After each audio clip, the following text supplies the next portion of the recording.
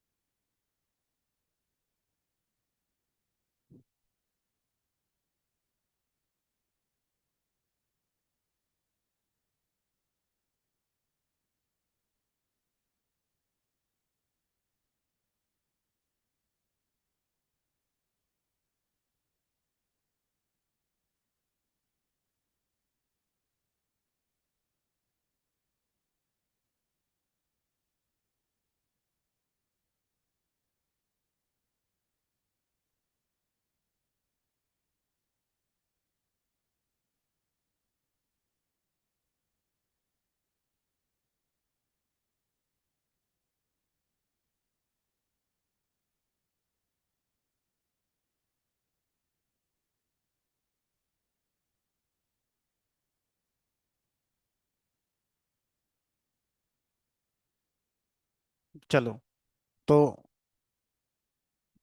Machine learning का हमारा purpose होता है कि हमारे पास एक डेटा सेट होता है। उस डेटा सेट से हम अपने मॉडल को ट्रेन करते हैं।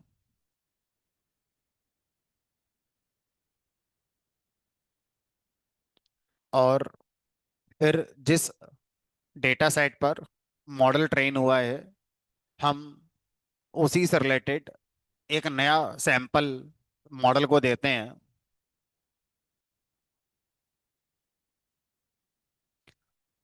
और फिर हमारा मॉडल उस सैंपल का प्रिडिक्शन करके देता है हमारे लिए।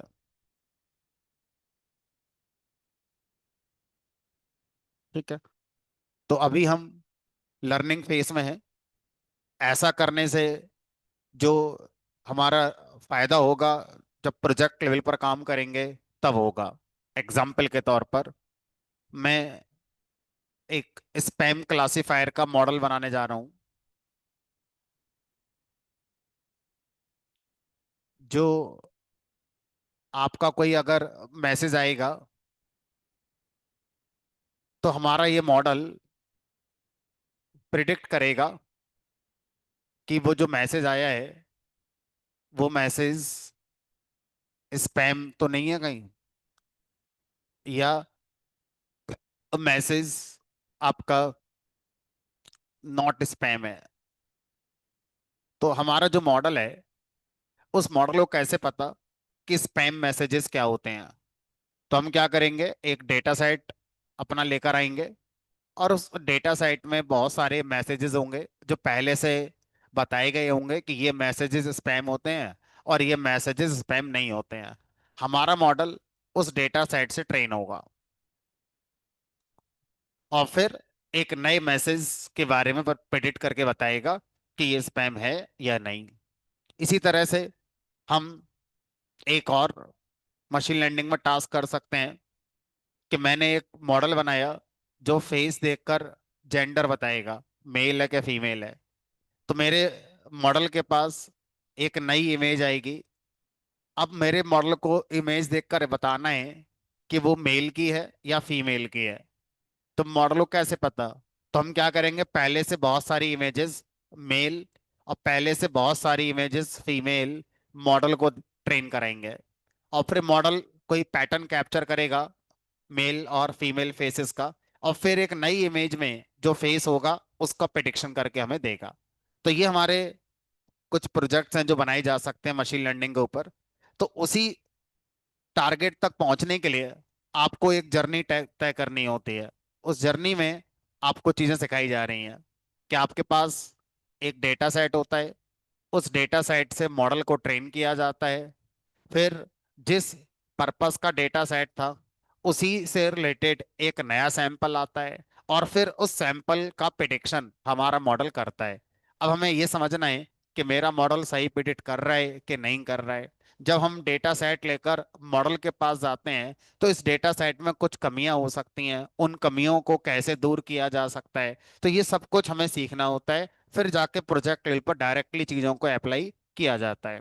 तो अब अभी तक जो मोटा मोटा आपको समझाया गया है वो ये कि आप जब अपने डेटा सेट को मॉडल ट्रेन करने के लिए देते हैं तो आप मॉडल का स्कोर चेक करते हैं।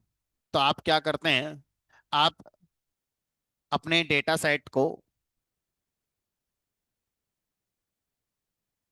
दो पार्ट में स्प्लिट करते हैं, ट्रेनिंग और टेस्टिंग। ट्रेनिंग पर आप अपने मॉडल को ट्रेन करते हैं, मॉडल को फिट करते हैं, मॉडल को लर्न करवाते हैं, और फिर आप यहाँ पर ओवरफिट, अंडरफिट और बेस्ट फिट केस में जाने की कोशिश करते हैं। अब मॉडल को आपने स्प्लिट करा दिया, उसके बाद मॉडल को ट्रेन कर दिया, फिर मॉडल का स्कोर ट्रेनिंग पर और टेस्टिंग पे निकालते हैं। मॉडल का स्कोर निकाला ट्रेनिंग और टेस्टिंग पर, उसके बाद हमें मॉडल से चाहिए बेस्ट फिट। बेस्ट फिट का मतलब है हमारा लो बायस होना चाहिए और लो वेरिएंस होना चाहिए। लो बायस लो वेरिएंस का मतलब है कि मॉडल का ट्रेनिंग स्कोर 95 प्लस होना चाहिए और हमारा मॉडल का जो टेस्टिंग स्कोर है वो भी लगभग इतना ही होना चाहिए। तो अगर हमारा model 95 plus training 95 plus testing जा रहा है तो लो बायस लो वेरिएंस वाला सिचुएशन कहलाता है। लो वेरिएंस का मतलब है ट्रेनिंग और टेस्टिंग के बीच का डिफरेंस ना के बराबर होना। हाई वेरिएंस का मतलब है ट्रेनिंग और टेस्टिंग के बीच में गैप ज्यादा है। हाई बायस का मतलब है मॉडल का ट्रेनिंग स्कोर ही खराब है। ठीक है, तो हम ये सब कुछ अपना करते हैं।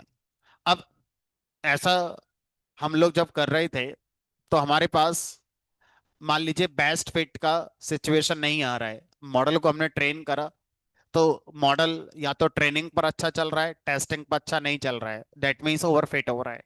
तो इस प्रॉब्लम को सॉल्व करने के लिए हम कई तरीके यूज करते हैं। उनमें से पहला तरीका जो मैंने बताया था, that is known as feature scaling. Feature scaling का मतलब होता है कि अगर आपका कोई डेटा सेट है जिसमें आपके दो फीचर हैं, एक फीचर की वैल्यू आपका इस तरह से है और एक फीचर की वैल्यू मान लो इस तरह से है, तो वो फीचर जिसमें वैल्यू हमारी हाई रेंज में आ रही है वो फीचर हमारा कई बार हमारे प्रिडिक्शन को इम्पैक्ट करता है और हमारा मॉडल इस वाले फीचर को ज्यादा इंपॉर्टेंस दे रहा होगा प्रिडिक्शन करने के लिए। तो हम क्या करते हैं, स्केल करते हैं। स्केलिंग से क्या होता है, सारे फीचर सेम रेंज में आ जाते हैं। स्केलिंग करने के लिए मैंने आपको एक स्टैंडर्ड स्केलर का तरीका बताया था। स्टैंडर्ड स्केलर का यूज करके आप क्या कर सकते हैं, आप अपने फीचर को स्केल कर सकते हैं। अब दूसरा, मैंने आपको हिंट दिया था कि आप जो एल्गोरिथम यूज करते हैं, डेट इज KNN, उसकी इंटरनल जो वर्किंग है वो आपने देखी थी कि वो डिस्टेंस कंप्यूट करता है जो आपके ट्रेनिंग सैंपल है के साथ उस सैंपल की जिसका प्रिडिक्शन करना है, और फिर नियरेस्ट डिस्टेंसेस जो 5 होंगी वो किन किन सैंपल से हैं वो हमारा यूज करता है।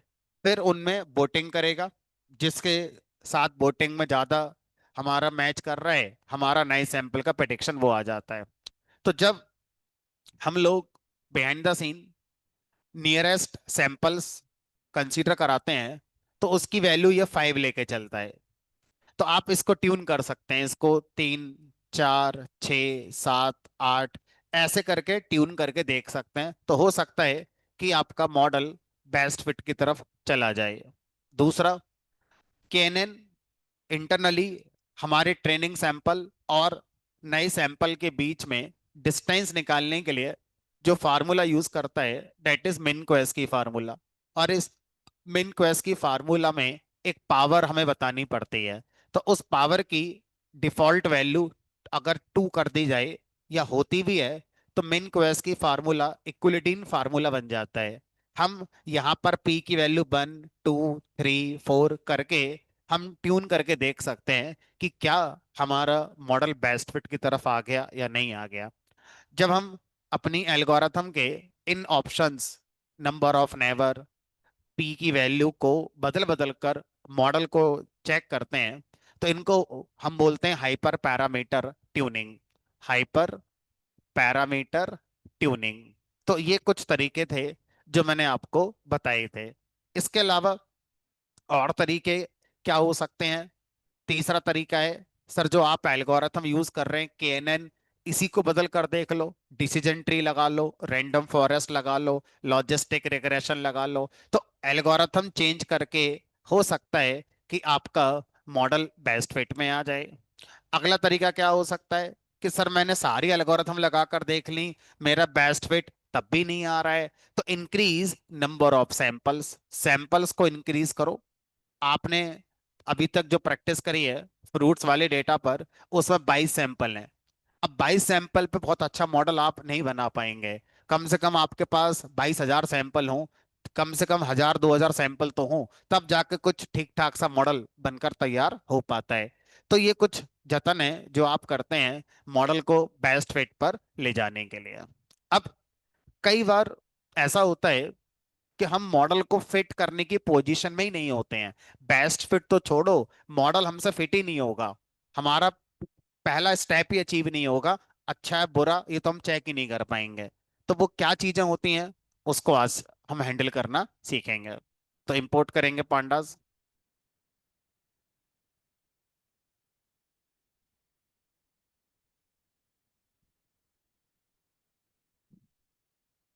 और जो अपना एसके लर्न के एल्गोरिथम है वो इंपोर्ट करेंगे।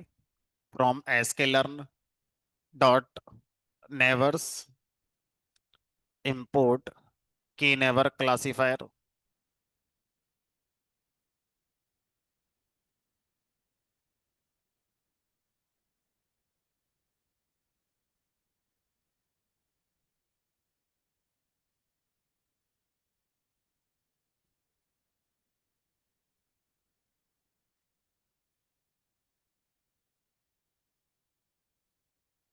अब मैंने आपको कल जो डेटा दिया था उसको लेकर आओ। तो आपके लैपटॉप में आपने कहाँ रखा है आप जानते होगे, मैंने अपने लैपटॉप में कहाँ रखा है मैं वहां से रीड कर रहा हूँ।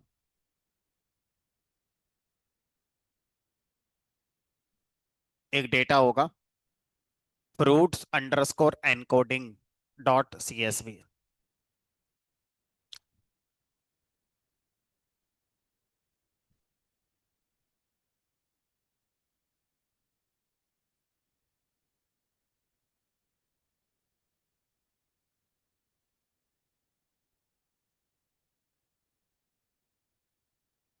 क्या करना है बताओ? देखो क्या कर रहे हैं वो।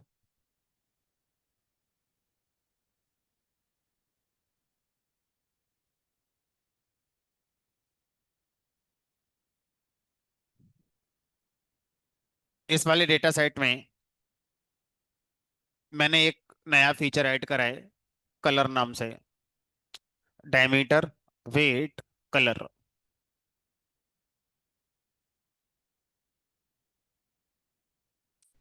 अब मान लीजिए ये मेरे फीचर्स हैं जिनको मैक्स, और ये मेरा टारगेट है जिसको हम वाई मानते हैं। तो अभी मैं क्या कर रहा हूँ, ट्रेन टेस्ट स्प्लिट नहीं कर रहा हूँ, क्योंकि मुझे पता है कि मॉडल ट्रेन शायद हो ही नहीं पाएगा, है ना। तो मॉडल को एवेल्युएट करने का कोई पॉइंट मुझे नहीं लग रहा है। मैं सारे डेटा को ट्रेनिंग मानकर आगे बढ़ता हूँ। तो मैंने इसमें से फीचर अलग कर लिया।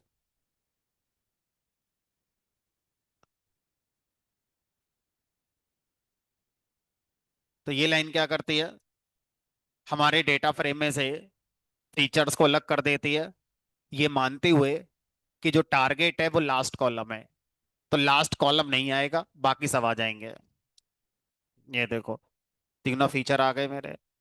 अब इसमें से वाई निकाल लो, यानी कि टारगेट को अलग कर लो।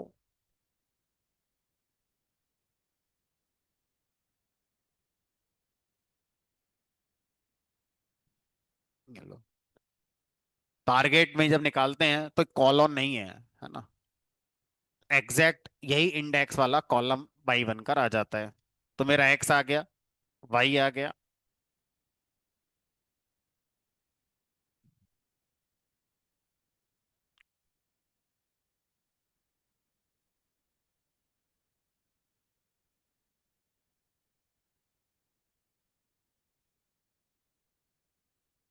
मॉडल क्रिएट करा मैंने,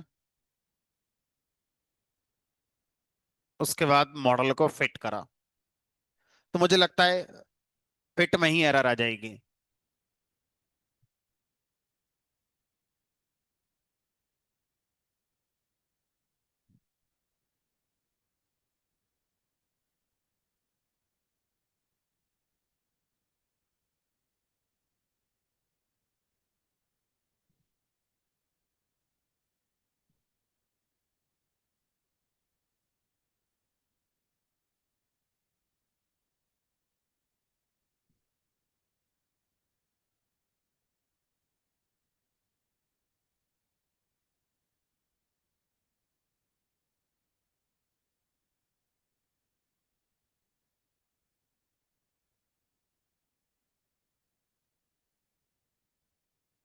अब कॉन्सेप्चुअली हम जानते हैं कि डिस्टेंस निकलेगी, तो डिस्टेंस नंबरों के साथ तो निकाली जा सकती है, स्ट्रिंग के साथ कैसे निकलेगी? जैसे ही मैं फिट करता हूँ एरर आ जाती है, could not convert string to float yellow. यानी कि बिहाइंड द सीन इस वाले फीचर को कन्वर्ट करके देखा गया, फ्लोट में हो ही नहीं पाया। तो इसका मतलब कि अगर मेरे डेटा साइट में कोई भी फीचर कैटेगोरिकल है तो इसको हम कैटेगोरिकल फीचर कहते हैं। कैटेगोरिकल, कैटेगोरिकल शब्द का मतलब है कि इसके अंदर जो वैल्यूज हैं वो पर्टिकुलर कैटेगरी से बिलोंग करती हैं। स्ट्रिंग तो है ही, लेकिन स्ट्रिंग से अच्छा शब्द है कैटेगोरिकल। चलो, अब अगर मेरे डेटा सेट में इस तरह के फीचर हुए जो न्यूमेरिक नहीं है, तो या तो उन फीचर को छोड़ के चलो। अब आप बोल रहे हो नहीं सर, इंपॉर्टेंट हो सकता है, फ्रूट को पहचानने में उसका कलर रोल प्ले कर सकता है, इसको छोड़ना नहीं है, इसको लेके चलना है। तो फिर अब क्वेश्चन आता है कि सर इसका न्यूमेरिक रिप्रेजेंटेशन कैसे होगा?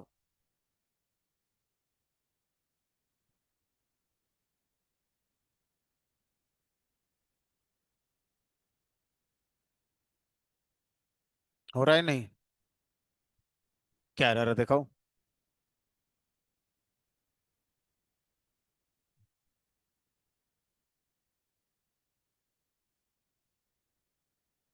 मूवीज का डेटा थोड़ी चाहिए अभी। हम्म,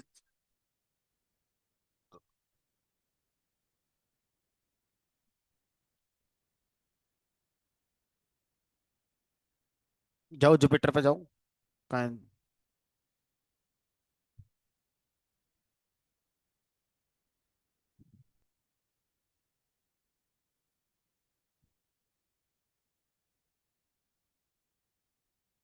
लिख लो बात, है ना, फिर दिखाना, एक बार बताना मुझे।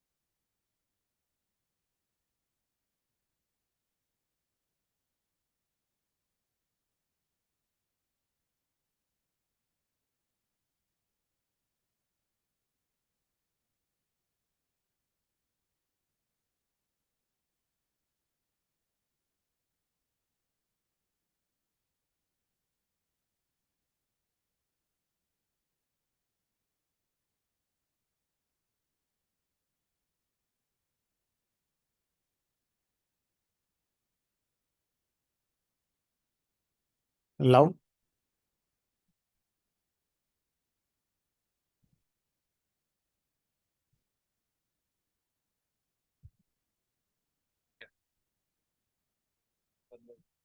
हाँ सही है। इसका आंसर एरर ही आनी है, तो यही सही करना है।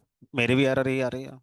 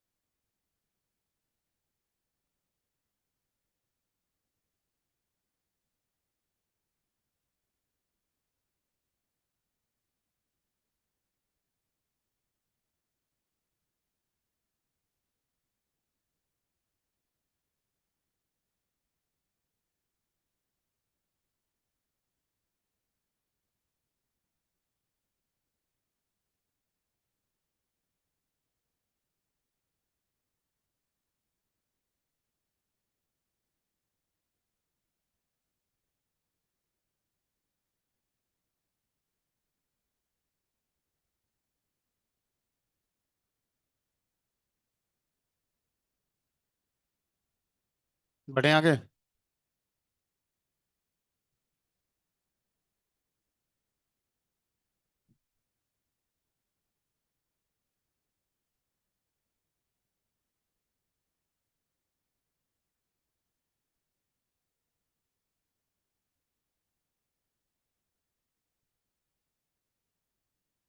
अब तो एक टर्म होता है जिसका नाम है एनकोडिंग। एनकोडिंग का मतलब होता है कैटेगोरिकल टू न्यूमेरिक। तो अगर आपके पास कोई कैटेगोरिकल कॉलम है, ब्रैकेट में स्ट्रिंग लिख लो, उसको नंबर में कन्वर्ट करना है, तो इस प्रोसेस को एनकोडिंग कहते हैं। तो मशीन लर्निंग में जो हमारे फीचर्स होते हैं, फीचर न्यूमेरिक होने चाहिए। कैटेगोरिकल स्ट्रिंग फीचर हमारे यूज नहीं हो सकते, क्योंकि बिहाइंड द सीन मैथमेटिकल फार्मूले चलते हैं, plus minus multiply divide square root निकाला जाता है। तो वो नंबरों का ही पॉसिबल है, कैटेगोरिकल स्ट्रिंग का पॉसिबल नहीं है। तो अब ऐसा करने के हमारे पास दो तरीके होते हैं। पहला तरीका होता है जिसका नाम है वन हॉट एनकोडिंग। दूसरा तरीका होता है ordinal encoding. One hot encoding, दूसरा होता है ordinal encoding. One hot encoding आपको तब यूज करनी चाहिए जब आपके फीचर जो कैटेगोरिकल वाले हैं उनमें कोई रियल लाइफ ऑर्डर नहीं है। रियल लाइफ ऑर्डर नहीं है को समझने के लिए मैं आपको एक डेटा सेट बनाता हूं। मान लीजिए आप के पास एक डेटा है, और यहाँ पर एक कॉलम है जिसका नाम है साइज, एक कॉलम है जिसका नाम है कलर, और एक कॉलम है जिसका नाम है ब्रांड, और एक कॉलम है इसका नाम है प्राइस। अब मान लीजिए आपके पास क्लोथ्स, गारमेंट्स से रिलेटेड कोई डेटा है। अगर एक्सेस कोई भी प्रोडक्ट है रेड कलर का, ब्रांड का नाम मान लो B1 कर दिया, उसका प्राइस है मान लो 2,000 रुपये, स्मॉल साइज का, येलो कलर का प्रोडक्ट है, B1 ब्रांड का। उसका प्राइस है, मान लीजिए 1800 रुपये या 2100 रुपये। एक्सेस रेड कलर का, B2 ब्रांड का, प्राइस है 1800 रुपये। ऐसे करके मेरे पास एक डेटा गिवन है। अब मुझे इस डेटा पर मॉडल ट्रेन करना है कि अगर मुझे इस वाले ब्रांड का, इस वाले साइज का, ये कलर का प्रोडक्ट पसंद आया है, तो मुझे कितने का पड़ सकता है वो। ये मुझे पता करने के लिए मॉडल ट्रेन करना है इस डेटा पर। अब इस पूरे डेटा में देखो कहीं न्यूमेरिक फीचर ही नहीं है, फीचर ये है। और ये मेरा प्राइस प्रिडिक्ट करना है। अब बहुत ध्यान से देखो कि इसमें कहीं कोई नंबर है ही नहीं फीचर में, सब कैटेगोरिकल है। तो अब मुझे समझना है, ये जो कैटेगोरिकल है, इन कैटेगोरिकल में कौन सा ऐसा फीचर है जिसमें आप एक ऑर्डर देख सकते हैं कि ये इससे बड़ा होता है, ये इससे बड़ा होता है, या इससे छोटा है, ये इससे छोटा है। साइज, साइज में एक्सेस अगर मैं देखूं, उसके बाद स्मॉल, फिर मीडियम, फिर लार्ज, फिर एक्सेल, फिर डबल एक्सेल, ऐसे करके आता है। तो एक ऑर्डर है, अगर हम असेंडिंग ऑर्डर में इसको रखने की बात करें तो क्या कलर में कोई ऑर्डर होगा कि रेड पहले आएगा, कि येलो पहले आएगा, या वाइट पहले आएगा? ब्रांड ऑप्शन आपके पास हैं। आप ब्रांड को उसकी मार्केट पॉपुलैरिटी के अकॉर्डिंग रेटिंग दे सकते हैं कि ये ब्रांड इससे ऊंचा है, ये ब्रांड उससे ऊंचा है, ये ब्रांड उससे ऊंचा है। और आप चाहो तो ब्रांड में कोई रेटिंग नहीं दे सकते हैं, सब बराबर है। अभी आप पे डिपेंड करेगा कि ब्रांड को आप ऑर्डर मानते हो या ब्रांड को आप ऑर्डर नहीं मानते हो। ये आपके ऊपर डिपेंड कर रहा है। ठीक है। तो अब मान लीजिए, अब मुझसे कहा गया कि इनकी एनकोडिंग करके दिखाओ। तो मुझसे कहा गया वो फीचर जिनमें एक ऑर्डर पॉसिबल है, उनके लिए इससे एनकोड करो। नाम में ही आ रहा है ऑर्डिनल, जहां पर हम वैल्यूज को एक क्रम में देख सकते हैं। ये इससे बड़ी है, ये इससे बड़ी है, ये इससे बड़ी है। वन हॉट एनकोडिंग का मतलब है जहां पर कोई ऑर्डर पॉसिबल नहीं है, जैसे कलर को लेकर। तो कलर को हम जब भी एनकोड करें तो वन हॉट एनकोडिंग का यूज करके एनकोड करें। और आपको जब कुछ समझ में ना आए तो दोनों से ट्राई करके देख लो, जिससे मॉडल अच्छा बन जाए वो आपके लिए बढ़िया है। इन जनरल जो डिसीजन मेकिंग ली जाती है, वो इस आधार पे ली जाती है कि कैटेगोरिकल फीचर में जो वैल्यूज हैं, क्या वो रियल लाइफ में किसी ऑर्डर को रिप्रेजेंट करती हैं। हाँ तो ऑर्डिनल एनकोडिंग, ना तो बनॉट एनकोडिंग। तो अब मुझे ये बताओ कि हम दोनों का डिसीजन लेने की पोजीशन में आ गए। अब इंटरनली होता क्या है ये बताओ। हमने कहा चलो समझते हैं। तो मान लीजिए मेरे पास जो डेटा सेट है वो इस तरह से है।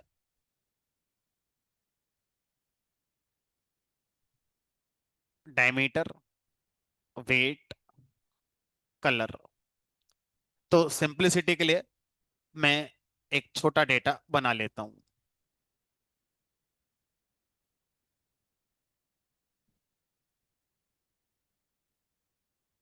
येलो,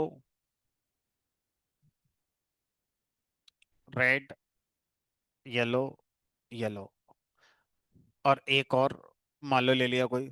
चलो फिलहाल हम दो ही ले लेते हैं, ठीक है, समझ में आ जाएगा। तो अब मुझसे कहा गया इसको वन हॉट एनकोड करो, और इसी का ऑर्डिनल एनकोड करके दिखाओ, सो दैट कंपैरिजन समझ में आ जाएगा। तो जब मैं इसका वन हॉट एनकोड करूंगा, तो जो न्यूमेरिक फीचर हैं वो तो जैसे हैं वैसे ही रहेंगे।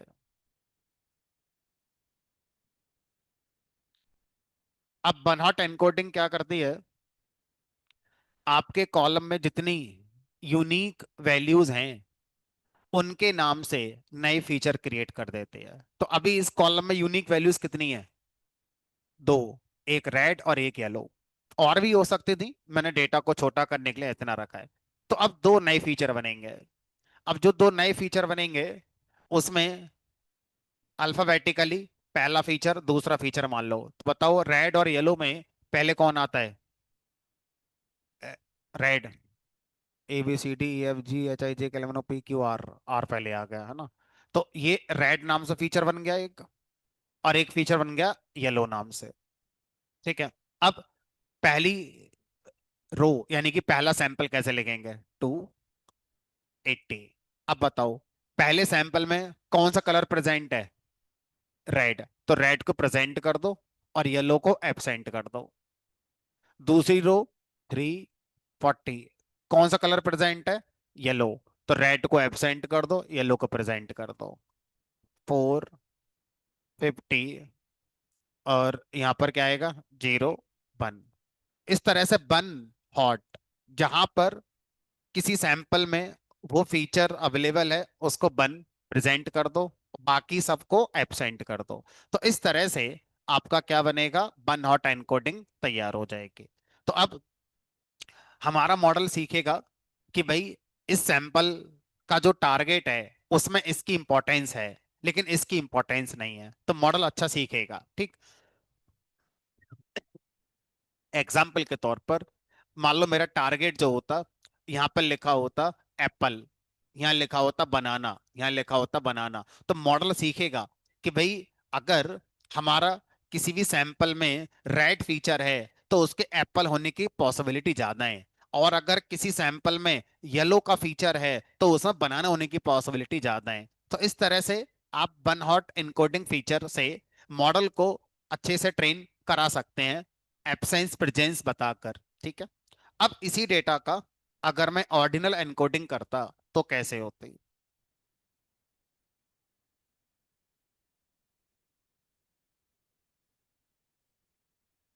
डायमीटर, वेट, कलर एक ही, मतलब जो ओरिजिनल फीचर है वो एक ही रहेगा, नए फीचर नहीं बनेंगे। तो बनॉट एनकोडिंग में नए फीचर बन जाते हैं कितने, जितने कैटेगरीज थी उस फीचर के अंदर उतने ही नए फीचर बन जाएंगे।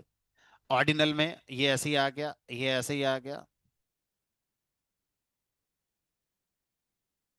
अब यहां पर हम क्या करेंगे, ऑर्डर देंगे। बताओ इनको ऑर्डर कैसे दोगे।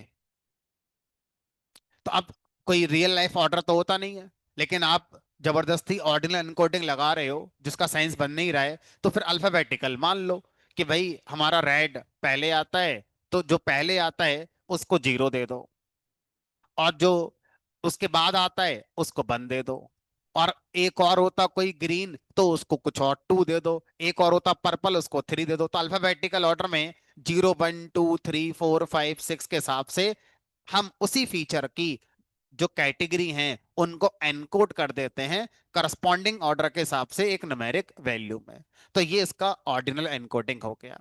तो अब ऑर्डिनल एनकोडिंग में अब हमारा जो टारगेट है, मान लो हमारा टारगेट ऐसे होता कि ये एप्पल, ये बनाना, ये बनाना, तो हमारा मॉडल को हम बहुत अच्छा सिखा नहीं पा रहे हैं। लेकिन सोचो, अगर यहाँ पर कलर की जगह मेरा साइज होता, तो साइज में छोटा साइज है उसकी वैल्यू 0, थोड़ा बड़ा साइज है उसकी वैल्यू 1, और बड़ा है 2, और बड़ा है 3।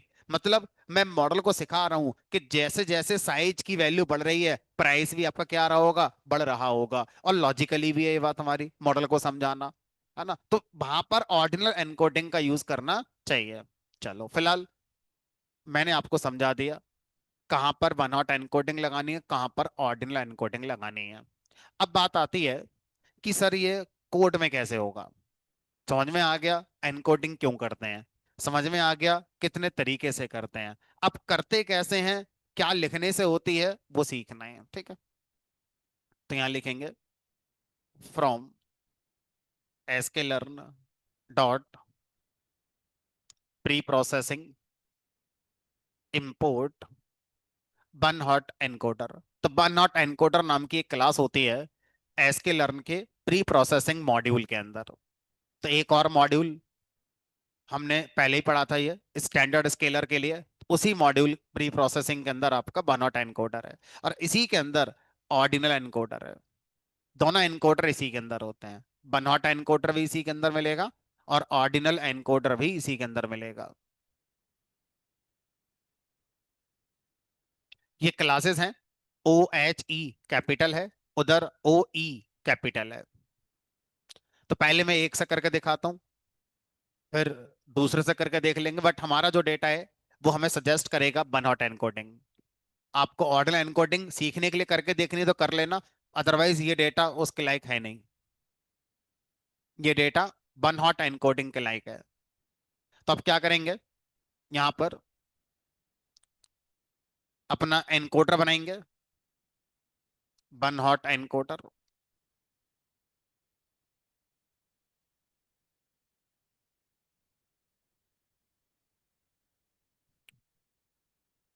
वन हॉट एनकोडर का ऑब्जेक्ट बनेगा।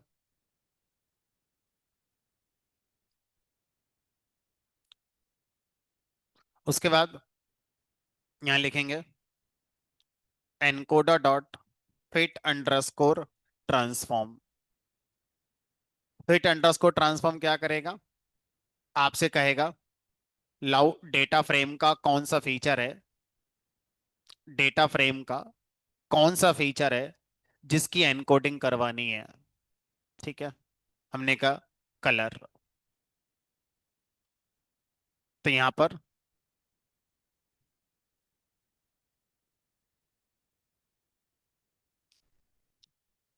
अब यहां पर ध्यान क्या रखना है कि वन हॉट एनकोडर का जो फिट अंडरस्कोर ट्रांसफॉर्म मेथड है वो ये कह रहा है कि मान लो आपके डेटा सेट में दो फीचर ऐसे होते जो कैटेगोरिकल होते, एक कलर भी है और मान लो कोई एक और भी है ना, टेक्सचर, है ना, टेक्सचर स्मूथ है कि रफ है, मान लो ऐसा भी कुछ होता।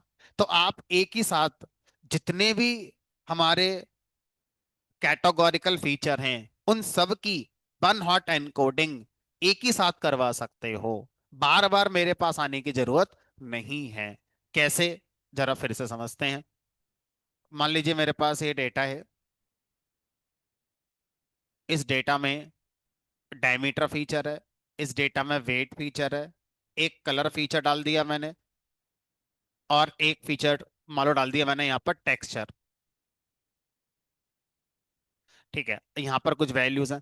कलर में मान लेते तीन वैल्यू हैं, रेड, येलो और हनी क्रिस्प। हनी क्रिस्प मतलब मिक्स।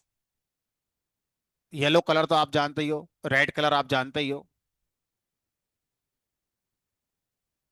ज्यादातर एप्पल ये वाले होते हैं मार्केट में, तो इस कलर को हनी क्रिस्प कलर कहते हैं। ठीक है, मतलब मिक्स कलर है। चलो, तो अब यहां पर हमने क्या करा, यहाँ पर तीन कलर दे दिया। टेक्सचर, टेक्सचर में मैंने दे दिया यहाँ पर स्मूथ और रफ। मान लेते हैं दो तरह के टेक्सचर हैं, एकदम स्मूथ है टेक्सचर और एक रफ टेक्सचर है हमारा, ऐसा मान के चलते हैं समझाने के लिए। अब मैं कह रहा हूं कि इन दोनों का क्या कर दो, इकट्ठा करके दे दो वन नॉट एनकोडिंग। तो अब मैं क्या लिखूंगा, encoder dot fit underscore transform, argument में लिखूंगा डेटा फ्रेम। अब इस डेटा फ्रेम में इन दोनों फीचर को लिस्ट की तरह पास करूंगा, तो एक लिस्ट बनाऊंगा। और ये सबस्क्रिप्ट ऑपरेटर है, पहला वाला स्क्वायर ब्रैकेट सबस्क्रिप्ट ऑपरेटर है, दूसरी वाली स्क्वायर ब्रैकेट लिस्ट को रिप्रेजेंट कर रही है। और यहां लिख दिया colour feature, comma texture feature,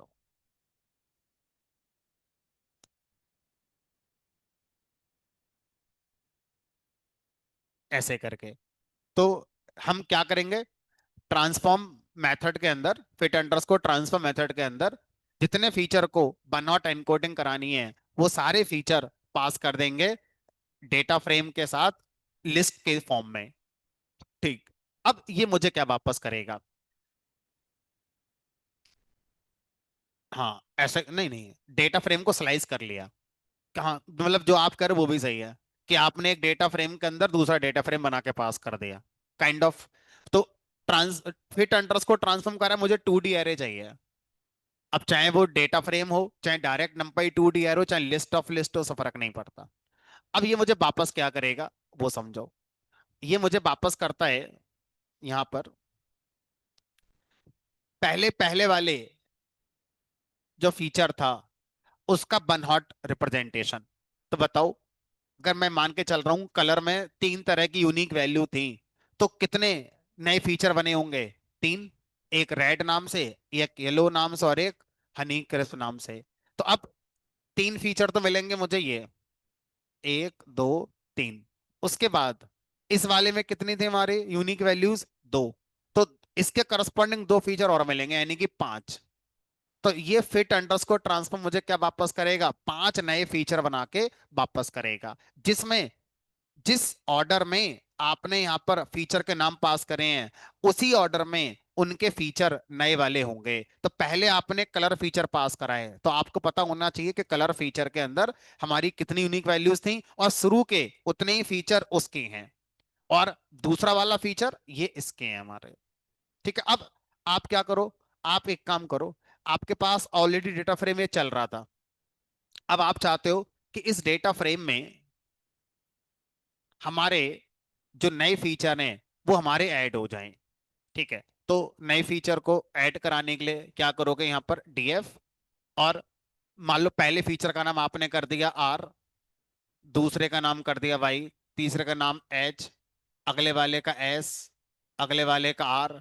अब सर दो फीचर का नाम आर तो हो ही नहीं सकता, तो यहाँ पर सी अंडर स्कोर आर कर दो, और यहाँ पर टी अंडर स्कोर आर कर दो, इज इक्वल टू ये पूरा कोड। तो इस तरह से यहां से जो पांच नए फीचर बने, ये मैंने डेटा फ्रेम के अंदर स्टोर कर लिया। ठीक है। अब मेरी सिचुएशन यहां पर क्या है कि मेरे पास एक ही फीचर है, मुझे एक ही फीचर को पास करना है। तो अब मैं ऐसे पास नहीं कर सकता, ऐसे करके मुझे 2D एरे बना के ही पास करना पड़ेगा, यानी कि ऐसे करके ही पास करना पड़ेगा। ठीक है। अब ये मुझे क्या करेगा? इसके अंदर जितनी यूनिक वैल्यूज थी, उन सारी यूनिक वैल्यूज के लिए वन हॉट इनकोडिंग करेगा, जैसे मैंने आपको समझाया कि नए फीचर क्रिएट होंगे और 1010 में उनको इनकोड कर दिया जाएगा। अब मुझे जब वापस मिलेगा, वो हमारा जो 10 के नए फीचर बने, उनकी एक स्पार्स मैट्रिक्स मिल गई। स्पार्स मैट्रिक्स क्या होती है वो समझते हैं। तो अगर मैं इसको स्पार्स मैट्रिक्स को प्रिंट करा कर दिखाऊं, तो आपको ज्यादा समझ में आएगी। ये स्पार्स मैट्रिक्स होती है, कोऑर्डिनेट्स, और ये आपकी वैल्यूज। सर नहीं आ रहा समझ में, हमने कहा कोई नहीं अभी समझाते हैं। मान लो ये आपकी मैट्रिक्स है,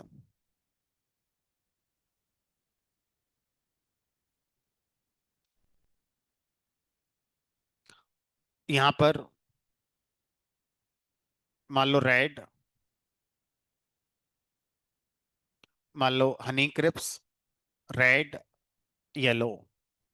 एक एग्जाम्पल के लिए बता रहा हूं मैं कि यहाँ लिखा होता 100, यहाँ होता 010, यहाँ होता 001। अब अगर मैं इसको स्पार्स में कन्वर्ट करूं, तो आप बताओ, कोऑर्डिनेट और वैल्यू। कोऑर्डिनेट का मतलब है ये 012, 012। अब बताओ इस वैल्यू का कोऑर्डिनेट क्या है? 00। और क्या वैल्यू है यहाँ पर? 1। ठीक है। हो सकता है कहीं पर 2 लिखा हो, कहीं पर 4 लिखा हो, मैं एक समझाने के लिए लिख देता हूँ। ठीक है। यहाँ पर मान लो 4 लिखा है, यहाँ पर मान लो 3 लिखा है। अब अगली नॉन जीरो वैल्यू किस कोऑर्डिनेट पर है? अगली नॉन जीरो वैल्यू कहां पर है? 11 पे। कोऑर्डिनेट हो गए 11, वैल्यू क्या है? 4। अगली नॉन जीरो वैल्यू कहां पर है? 20 पर। क्या है? 3। अब हम जानते हैं कि सर हमारा वन हॉट इनकोडिंग हुई है, तो उसमें हर वैल्यू बनी और जीरो ही हो सकती है, और कुछ हो ही नहीं सकती। तो हर बार वैल्यू की वैल्यू क्या आएगी हमारी? 1 आएगी। सिर्फ कोऑर्डिनेट आपको यहाँ पर देखने हैं। तो बिहाइंड द सीन क्या हुआ? यही हुआ। हमारा जो नए फीचर बने, उसमें किसकी जगह पर 1 है, वो हमारा स्टोर करने वाली मैट्रिक्स होती है स्पार्स मैट्रिक्स। तो स्पार्स का मतलब है जो सिर्फ नॉन जीरो वैल्यूज को स्टोर करती है। ठीक है। Stores non zero values. और आप कहते हो कि नहीं सारी वैल्यू आए, जीरो नॉन जीरो सारी आए, तो उसे बोलते हैं dense matrix. Dense matrix. Dense matrix का मतलब होता है जो all values stores all values. तो अब थोड़ा कॉमन सेंस लगा के बताओ, कौन सी वाली मैट्रिक्स ज्यादा स्पेस यूज करेगी, स्पार्स या डेंस? डेंस। तो कई बार क्या होता है मशीन लर्निंग में जब मॉडल को फिट करते हैं तो हमारा मेमोरी का इशू आ सकता है। तो हम क्या करते हैं, स्पार्स मैट्रिक्स लेकर चलते हैं और डेंस मैट्रिक्स को स्किप कर देते हैं। तो अब ये जो हमारा वन हॉट एनकोडिंग हुई है, ये इनकोडर ये कह रहा है कि मैं इतना समझदार हूं, मैं खुद ही क्या करता हूं, स्पार्स मैट्रिक्स ही बना के देता हूं। क्योंकि जब आप किसी फीचर के वन नॉट एनकोड करेंगे तो नए फीचर बहुत सारे बनने की संभावना हो सकती है, मेमोरी यूसेज बहुत हाई होने की संभावना होती है। सोचो, अगर मेरी कैटेगरी 3 की जगह 30 होती तो सर 30 नए कॉलम बनते, 30 नए फीचर बनते, और हर जगह 1 0 1 0, तो मेमोरी यूसेज बहुत हाई हो जाता। इसलिए मैंने स्पार्स फीचर बना के दिए। हमने कहा नहीं, हम आंखों से थोड़ा देखना चाहते हैं, तो यहां लिख दो sparse output is equal to false. मतलब हम एनकोडर से कह रहे हैं कि हमें डेंस मैट्रिक्स बना कर दो फीचर की, हमें हर वैल्यू देखनी है, चाहे वो 0 है चाहे वो 1 है, हम उसमें प्रॉब्लम नहीं है। ये लो फिर बनकर आ गई है। अभी काम अधूरा है, पूरा नहीं है। अब मैं यहां से प्रिंट हटा रहा हूं, ठीक है। बिना प्रिंट के भी डेंस मैट्रिक्स प्रिंट हो जाती है। स्पार्स मैट्रिक्स तभी प्रिंट होती है जब प्रिंट लगाते हो, और डेंस वाली वैसे ही प्रिंट हो जाती है।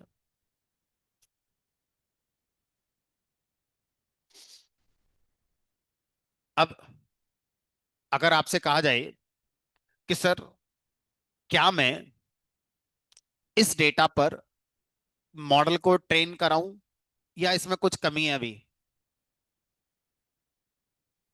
हमने कहा कमी है।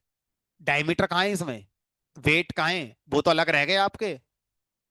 आपको जो रिजल्ट मिला है वो तो बस इस वाले कॉलम का मिला है, ये दोनों कहाँ है भाई? मॉडल ट्रेन कराओगे तो तीनों को साथ में लेके जाओगे ना। और अभी तो आपके पास जो मिला है वो बस ये वाले फीचर का रिजल्ट मिला है, ये दोनों कहाँ है आपके पास? तो अब क्या करो, हमने कहा वापस से जो रिजल्ट आया है अभी, इस रिजल्ट को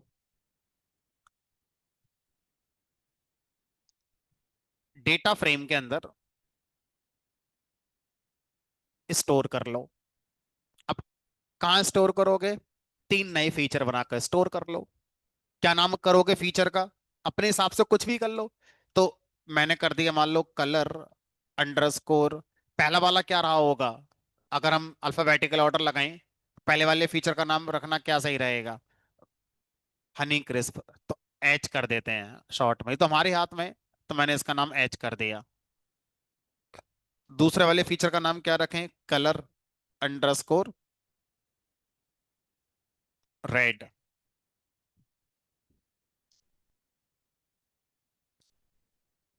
कलर अंडरस्कोर वाई। अब ये मेरे डेटा फ्रेम में जितने भी हैं, ये 3 नए फीचर हमारे ऐड हो गए। देखो कुछ इस तरह से।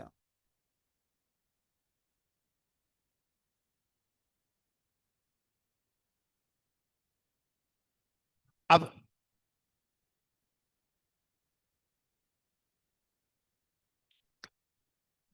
मैंने वन हॉट एन्कोडिंग से नए फीचर बनवा के ओरिजिनल डेटा फ्रेम में डाल दिया है। लेकिन ध्यान से ये देखो कि जो कलर फीचर था वो तो अभी भी मौजूद है। देखो ये तो अभी भी मौजूद है यहाँ पर। मैंने जो नए फीचर बने हैं वो डेटा फ्रेम में ऐड करवा ली है। लेकिन जो पुराना वाला था इसको हटाने की जरूरत है, इसकी जरूरत ही नहीं ना, ये तो अब ये तो हटाना है मुझे। तो कैसे हटाओगे अब? तो यहाँ लिखोगे df डॉट ड्रॉप। किसी भी कॉलम को ड्रॉप करना होता है तो यहाँ पे लिखते हैं उस कॉलम का नाम, कलर, और axis equal to 1। Axis equal to 1 का मतलब है कि इसको कॉलम मानना है। ड्रॉप रो को भी ड्रॉप करने के लिए यूज कर सकते हैं, तो अगर किसी रो को ड्रॉप करते हैं तो एक्सिस इक्वल टू 0 लिखते हैं, और किसी कॉलम को ड्रॉप करते हैं तो कॉलम का नाम और एक्सिस इक्वल टू 1 लिखते हैं। अब ऐसा करने से आपका एक नया डेटा फ्रेम बनेगा। तो अब जो भी नया डेटा फ्रेम बने, उसका नाम मान लो मैंने कर दिया df_new। अब देखो। हाँ सर, अब सही है। वो कलर फीचर हमारा हट गया।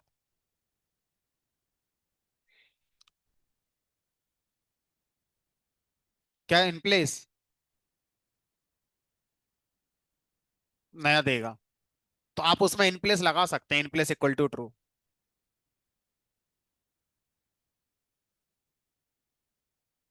अब आपके सामने जो अब डेटा फ्रेम तैयार हुआ है, उस डेटा फ्रेम में आपको क्या करना है? अब एक्स अलग करना है और वाई अलग करना है। क्या इस बार ये वाला ट्रिक काम करेगा मेरा?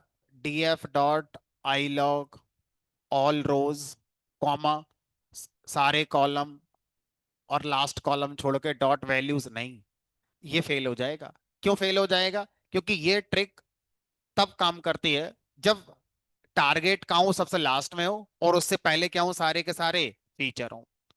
तो अब क्या करें फिर? अब कैसे इस काम को यहां पर करेंगे? तो इस काम को अब आपको मैनुअली करना पड़ेगा। कैसे? देखो, तो मैं लिखूंगा भाई x इक्वल टू, अब मुझे कौन कौन से फीचर चाहिए मैनुअली मुझे बताना पड़ जाएगा। df_new लिस्ट के अंदर बताओ डायमीटर,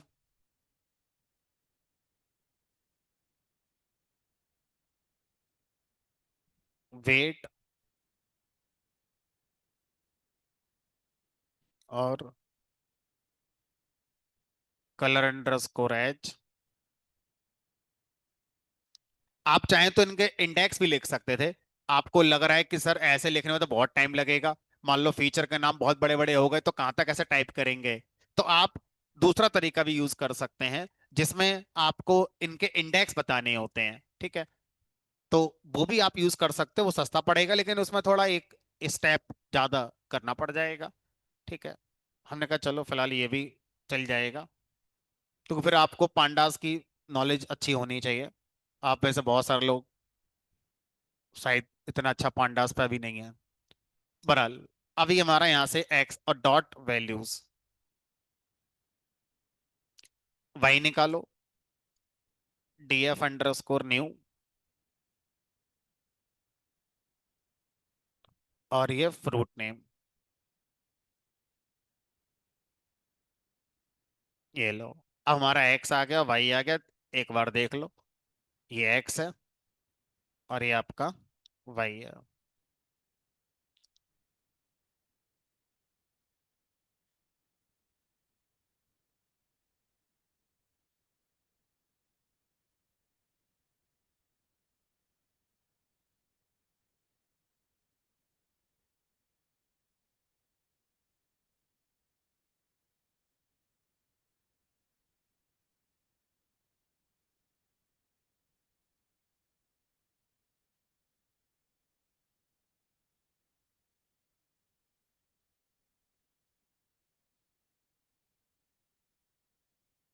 अब जो आपका ये वन का तैयार हुआ एक्स, इस पर आप क्या करें? अपना मॉडल ट्रेन करेंगे। तो वो आप अपना आगे का स्टेप्स क्या हैं वो आप जानते हैं। लेकिन अब ऐसा करने के बाद आपके सामने एक नई सिचुएशन आएगी जहां पर आप थोड़ा सा गलत डिसीजन ले सकते होंगे। क्या गलत डिसीजन ले सकते होंगे वो देखो। मेरा एक्स ये है, इसको देखकर आपको लग रहा है कहीं कुछ दिक्कत है अभी भी। हमने कहा देखो मॉडल ट्रेन होगा, इस बात में कोई डाउट नहीं है, फिट मेथड तो चलेगा, लेकिन कोई और समस्या नजर आ रही है? डेटा को देखो ध्यान से, स्केलिंग की। क्योंकि अब ये तीनों फीचर तो ठीक हैं, इनमें स्केलिंग का कोई पॉइंट बन नहीं बनता, ये फिट है। लेकिन सर ये दोनों तो अनफिट है अभी भी। इन दोनों को आपको क्या करना चाहिए? अभी स्केल करना चाहिए। अब आप क्या करोगे जल्दीबाजी में? क्या करने जा रहे हो देखते हैं, और क्या थोड़ा सा सही नहीं होगा वो समझते हैं।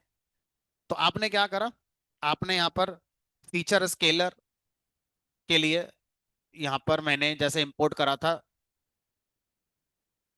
इनकोडर वाला, बनॉट एनकोडर, इसी जगह पर इंपोर्ट कर लेते हैं स्टैंडर्ड स्केलर, क्योंकि प्री प्रोसेसिंग मॉड्यूल के अंदर ही हमारा स्टैंडर्ड स्केलर आता है। ठीक है, अब आप यहाँ पे लिखोगे S C equal to standard scaler और S C dot fit underscore transform, और आप फटाक से क्या पास कर दोगे, एक्स।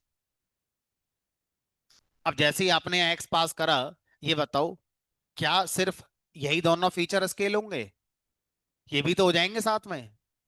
तो मशीन लर्निंग का जो प्रैक्टिस के लिए रूल बताए गए हैं, उन रूल्स में एक रूल ये भी है कि one encoded feature, one hot encoded feature को स्केल नहीं करना है, क्योंकि अगर आपने इनको स्केल कर दिया तो ये बिगड़ जाएंगे और मॉडल को इनको समझने में दिक्कत होगी। मॉडल नहीं, अभी मॉडल समझ रहा है कि वन का मतलब इस सैंपल में इस वाले फीचर की इंपॉर्टेंस है, इन दोनों की इंपॉर्टेंस नहीं है। लेकिन अगर मैंने इनको स्केल कर दिया तो ये वैल्यू जीरो की जगह कुछ और आ जाएंगे यहाँ पर, और फिर मॉडल इनको कुछ और समझना शुरू कर देगा।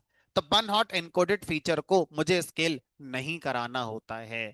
अब सर कैसे, यहाँ पर आप कैसे करें, ये जो एक्स आया है, इस एक्स को मुझे यहाँ पूरा पास नहीं करना है। देखो अगर मैं पूरा पास करूंगा तो खेल बिगड़ गया। जो तीन फीचर थे ये पहले ज्यादा अच्छे थे, अब बेकार हो गए वन हॉट एनकोडेड वाले। ठीक है, तो अब क्या करना चाहिए, यहाँ पर मेरे पास एक्स एक 2D एरे है। अब मैं इस 2D एरे में स्लाइस करूंगा कि भाई सारी रोज दे दो, और कॉलम सिर्फ शुरू के दो, जीरो इंडेक्स वाला चाहिए, वन वाला चाहिए, टू वाला नहीं चाहिए। तो यहां पर क्या लिखोगे, जीरो इंडेक्स का कॉलम चाहिए, फर्स्ट इंडेक्स का कॉलम ट्रांसफॉर्म करने के लिए। तो अब इसका मतलब है सारी रोज, दैट मीन्स ये आ जाए, ये भी आ जाए, सब सारी रोज आ जाए, लेकिन कॉलम सिर्फ यही दो आए, जीरो इंडेक्स वाला और फर्स्ट इंडेक्स वाला। इन्हीं की स्केलिंग करके मुझे वापस कर दो, इन तीनों को छोड़ो। आ गए। लेकिन सर फिर से दिक्कत, अब अगर मैं जो डेटा आया है, इस डेटा को अगर मैं मॉडल को फिट के लिए पास कर दूं तो अधूरा हो गया। तो एनकोडेड वाले थे वो कहाँ हैं, वो भी तो साथ में लेके चलोगे आप। तो क्या करो, जो रिजल्ट आया है इस रिजल्ट को वापस से इसी वेरिएबल में स्टोर कर लो, ये ऐसे करके। मतलब यहां से जो स्केलिंग के बाद फीचर बने हैं इनको इन्हीं इंडेक्स पर रिप्लेस कर दो, तो यहां पर क्या होगा, रिप्लेस हो जाएगा। अब अगर मैं एक्स चलाऊंगा तो ये एक्स आपका अब सही बन गया। सो बड़ा मेहनत करनी पड़ रही है। हमने कहा देखो मशीन लर्निंग में सबसे ज्यादा टाइम और सबसे ज्यादा डिसीजन मेकिंग इसी में होती है, जिसको बोलते हैं प्री प्रोसेसिंग। बना बनाया डेटा आपको कभी नहीं मिलेगा, आपका गुड लक है बना बनाया डेटा मिल गया। पहला प्रोग्राम मैंने चलवा दिया था बने बनाए डेटा पर, रियल टाइम पे डेटा बिगड़ा हुआ ही होगा। अभी तो फिर भी ठीक है, अभी तो और भी डेटा में दिक्कतें हो सकती हैं। तो अब ये जो मेरा एक्स तैयार हुआ, इसको आप अपना मॉडल ट्रेनिंग में ले जाओ, इसका आप अपना क्या करो, इवेल्युएशन करके देखो कि मॉडल अच्छा बन रहा है कि नहीं बन रहा है, फिर आप अपना चला सकते हो। यहां तक मैं आपको ले आया, इसके आगे का सफर आपको पता है। कोई भी मॉडल बनाकर अपना फिट कर सकते हो, जैसे मॉडल इक्वल टू के never classifier model dot fit. तो मैंने ट्रेन टेस्ट नहीं करा है, पूरा डेटा ही ट्रेनिंग मानकर पास कर दिया, क्योंकि मेरा मकसद आपको प्री प्रोसेसिंग सिखाना है डेटा की। ट्रेन टेस्ट स्प्लिट वाला लास्ट क्लास में कर चुके हैं, best fit over fit under fit आज हमारा मुद्दा नहीं है। अब अगर मैं इसका स्कोर फिर भी निकालना चाहूँ, ट्रेनिंग का स्कोर ये मुझे निकाल कर दे देगा, 95% ट्रेनिंग स्कोर आ रहा है, ठीक है कोई दिक्कत नहीं है।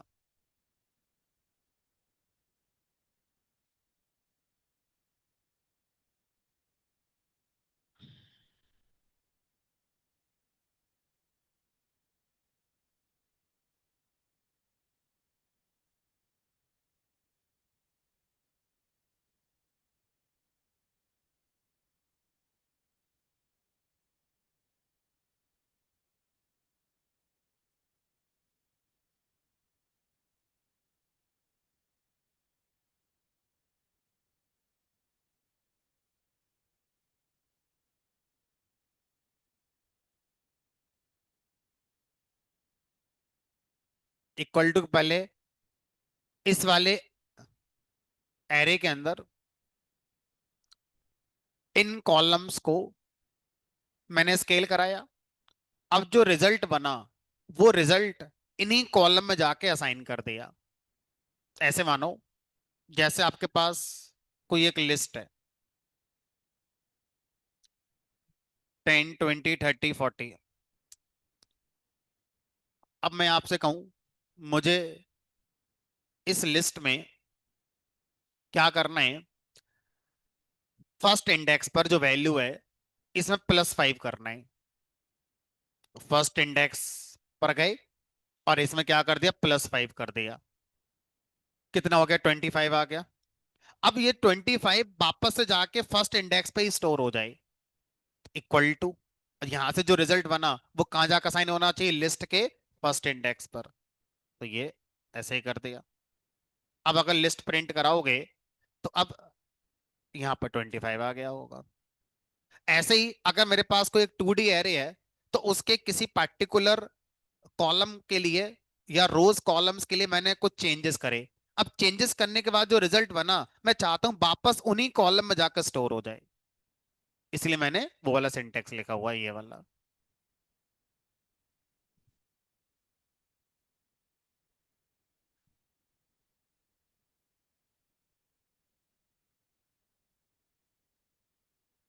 तो यहां पर अगर हम फीचर के नाम ऐसे ना लिखकर कोई सस्ता अप्रोच यूज करना चाहें जिससे कि इतना लंबा लंबा ना लिखना पड़े, हमने कहा वो भी कर सकते हो। ठीक है, तो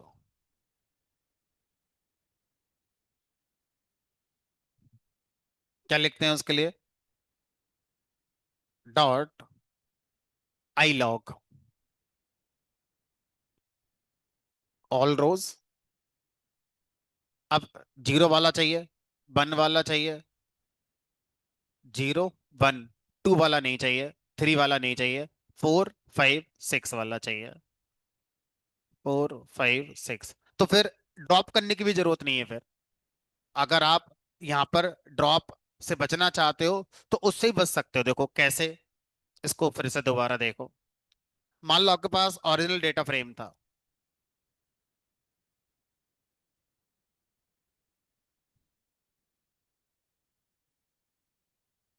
ये था आपके पास ओरिजिनल डेटा फ्रेम। अब आप इसमें ड्रॉप भी नहीं करना चाहते, 0 इंडेक्स का फीचर चाहिए। इसका अलावा सारी रोज, रोज सारी चाहिए। कॉलम कौन कौन से चाहिए, आई लॉग से बताएंगे। तो बिना आई लॉग के कॉलम का नाम लिखते हो, आई लॉग लगाओगे तो कॉलम के आई माने इंडेक्स, इंडेक्स देते हो। 0 इंडेक्स का चाहिए, फर्स्ट वाला चाहिए, 2 नहीं चाहिए, 3 नहीं चाहिए, 4 चाहिए, 5 चाहिए, 6 चाहिए। अब डॉट वैल्यूज लगा दिया, एरे बन गया होगा। अब इसमें ये ज्यादा सही लग रहा है। और अगर इसको भी आप आई लॉग वाली स्टाइल से लाना चाहते हो तो यहाँ पर रोज सारी चाहिए, कॉलम को एक ही चाहिए, कौन से इंडेक्स का, 0 1 2, एग्जैक्ट 2 वाला चाहिए। ठीक है, तो अब आपका ये वाई बन गया। को कहाँ एरर आई, डीएफ, न्यू नहीं, डीएफ।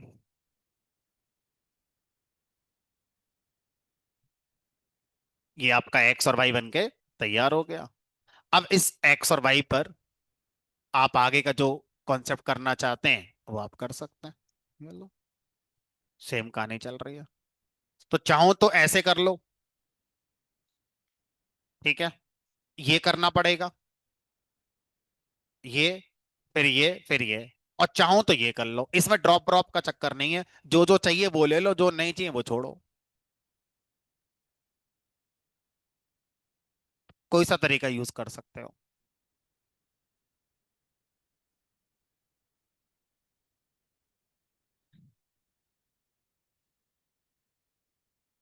बोलो बोलो।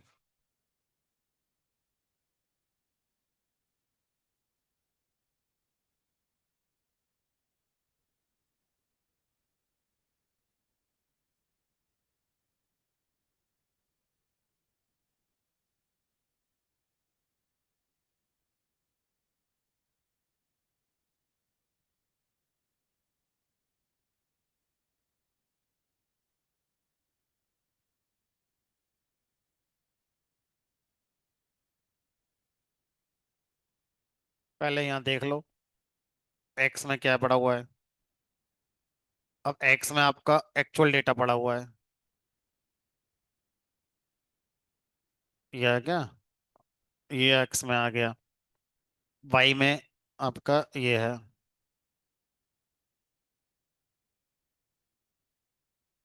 ठीक है। अब ट्रांसफॉर्म आप कर रहे हो एक्स के अंदर से सारी रोज, और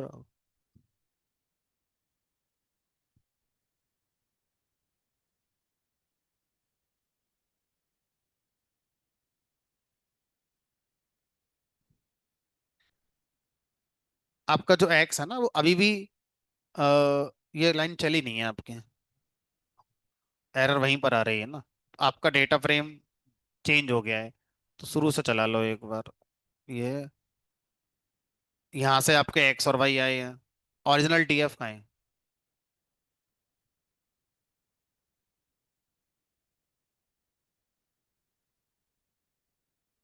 अब शुरू से चला लो सही से, फिर चल जाएगा।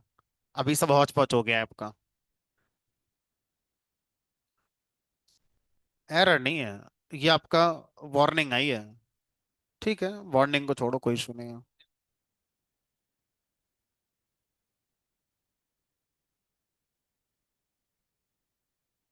नहीं, वाई आपने डॉट वैल्यूज लगाना भूल गए हैं, और कुछ नहीं है। एक्स तो ये रहा, वाई का है ये है। तो इसमें डॉट वैल्यूज लगा लो।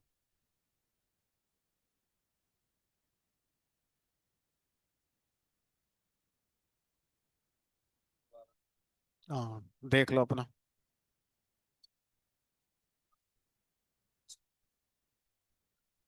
ठीक है। अब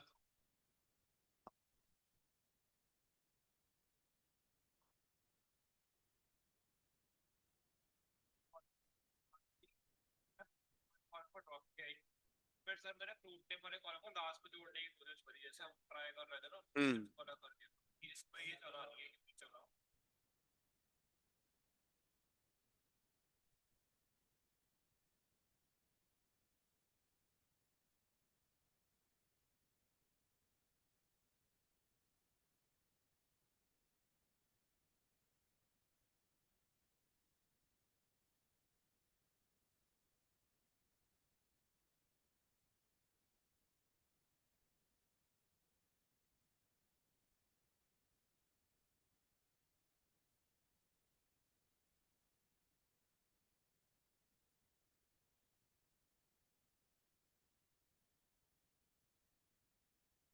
पहले ड्रॉप कर दिया आपने कलर के लिए।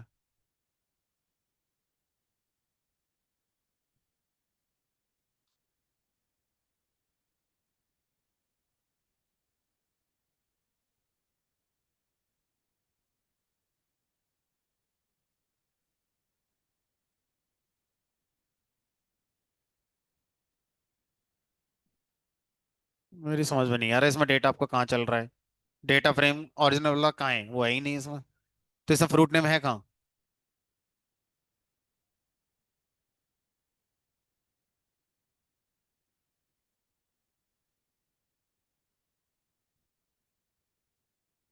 तभी इन प्लेस नहीं कराते हैं। यही चक्कर रहता है, इन प्लेस होके अब ऊपर वाला सेल चला फिर चेंज हो गया उसमें। शुरू से चलाओ। हाँ हाँ, उसमें नया फ्रेम डाल दो, बस फिर चल जाएगा। आप बताओ। तो फ्रॉम इंपोर्ट कर लिया स्टैंडर्ड स्केलर प्री प्रोसेसिंग से।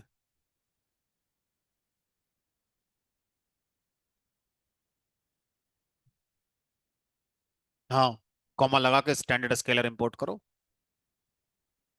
S capital. रन करो ये वाला सेल, बाकी नीचे वाला चला दो, चल जाएगा।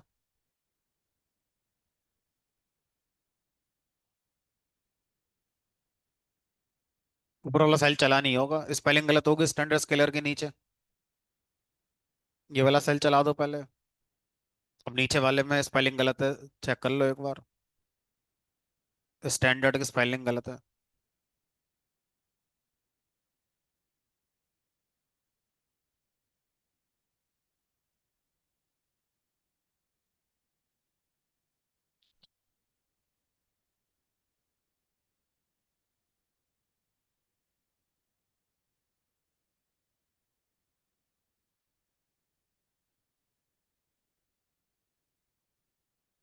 ठीक है। अब इसमें फ्रूट नेम अभी भी नहीं है, देखो ना आपका फ्रूट नेम कहाँ है इसमें।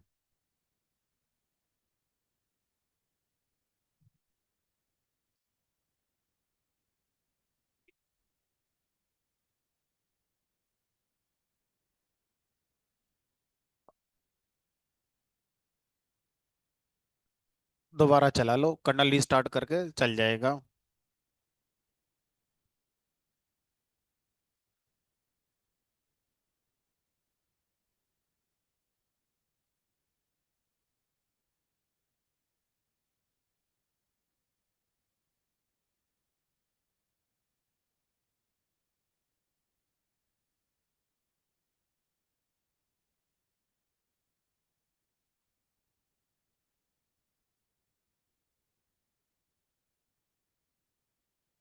चलो भाई, अब इधर आ जाओ।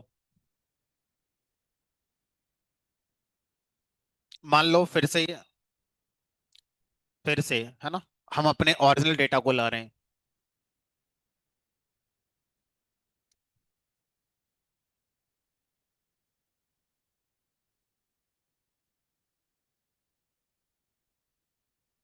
ओरिजिनल डेटा है।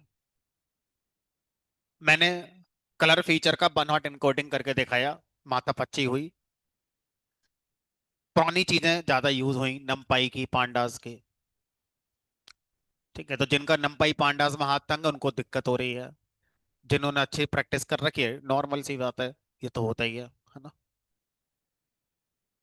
अब आता है ऑर्डिनल एनकोडिंग। ऑर्डिनल एनकोडिंग से अगर मुझे यही डेटा दोबारा से मॉडल को फिट करने लायक बनाना होता, तो कैसे बनाता। तो फ्रॉम एस्केलर्न डॉट प्री प्रोसेसिंग, वैसे ऊपर इंपोर्टेड है फिर भी इंपोर्ट। अच्छा, मैंने कर रखा है ऑर्डिनल इनकोडिंग वाला। ठीक है, बस encoder equal to ordinal encoder.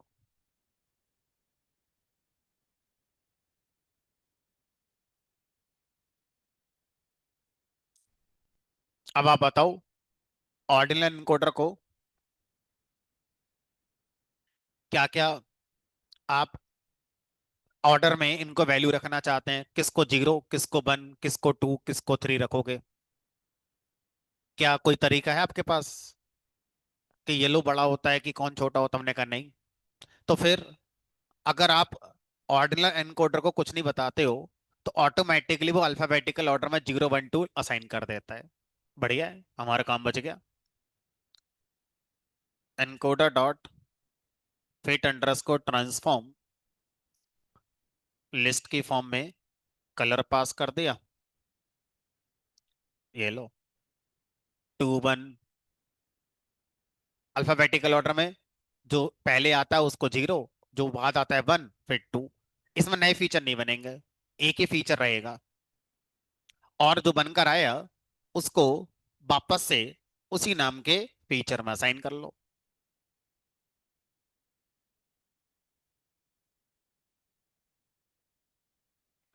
ये सही है सर, हो गया, हमने बस हो गया, कुछ नहीं करना।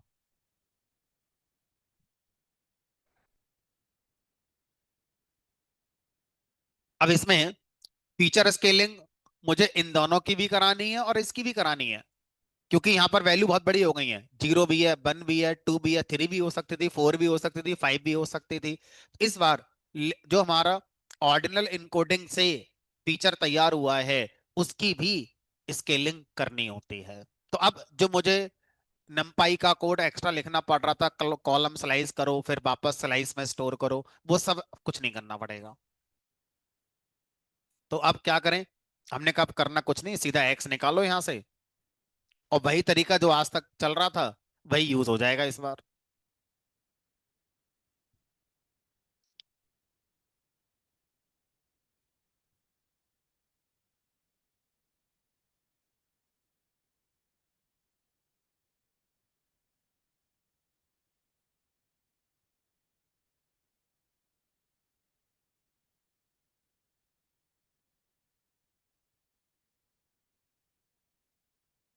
स्केलिंग करना रह गया, स्केलिंग करो।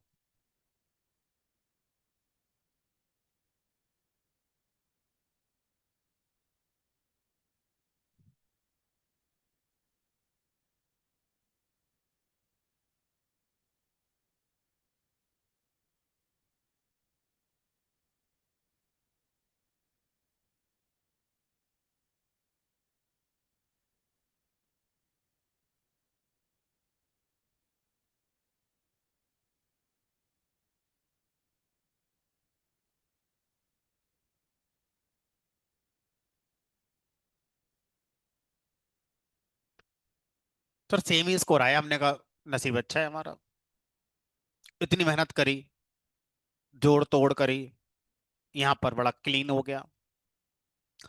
तो अगेन जो तरीका है वो मैंने बता दिया। अगर आपको कभी समझ में ना आए कि बनॉट एनकोडिंग करूं या ऑर्डिनल एनकोडिंग करूं, दोनों करके देख लो, जिससे स्कोर अच्छा आ जाए उसके साथ चले जाओ। तो हमारा जो डेटा था ये ऐसा है कि इसमें आप कोई सी भी कर लो, मॉडल सेम मैनर में ट्रेन हो रहा है, सेम रिजल्ट आ रहा है जैसे पहले आया था, बीबी भाई आया है।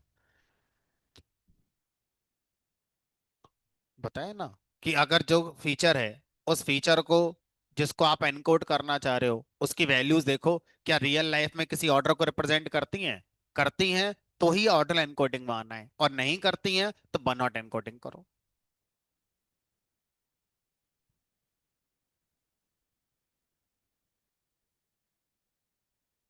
आ रहा है कुछ समझ, चल रहा है।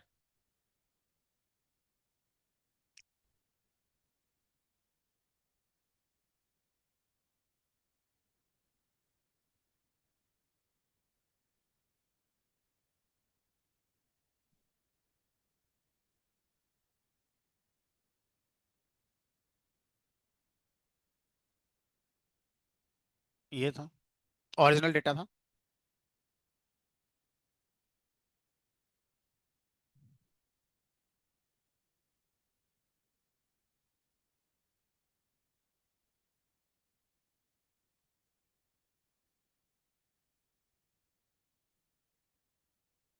लो।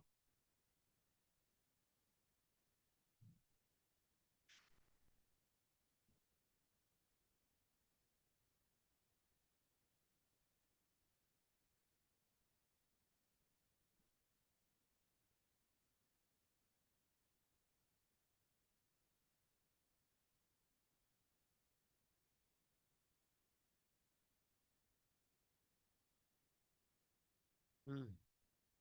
बताओ।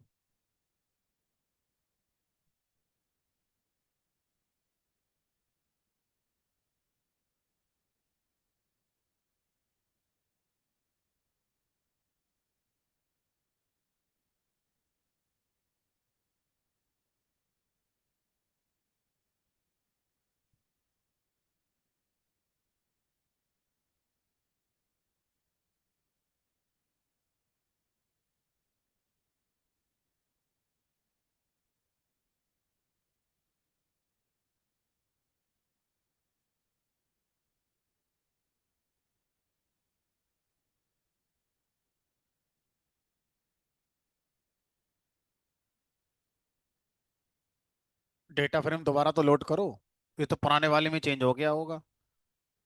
डीएफ इक्वल टू, दोबारा डेटा फ्रेम लेकर आओ, पुराने वाले थोड़ी चेंज करना है, हमने तो नया लिखा है ना ये।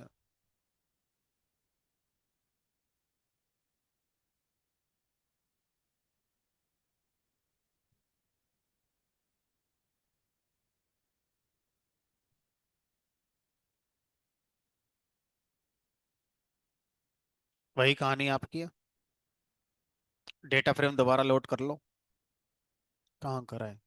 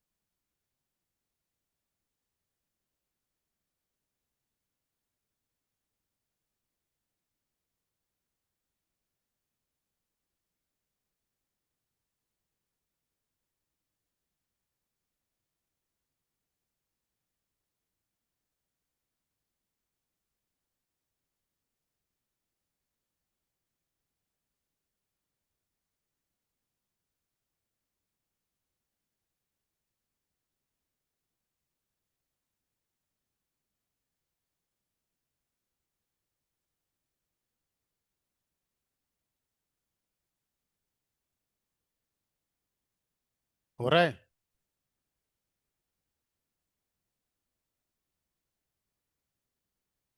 अगर हम,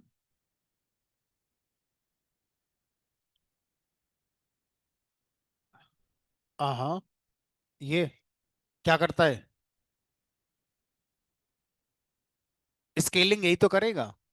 स्टैंडर्ड स्केलर का ऑब्जेक्ट बन गया।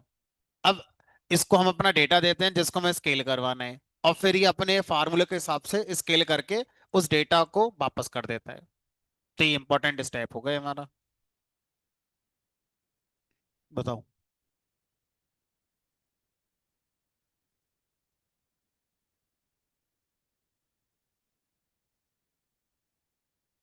तो वही समस्या है, शुरू से चलाओ, सही से चलाओ तो।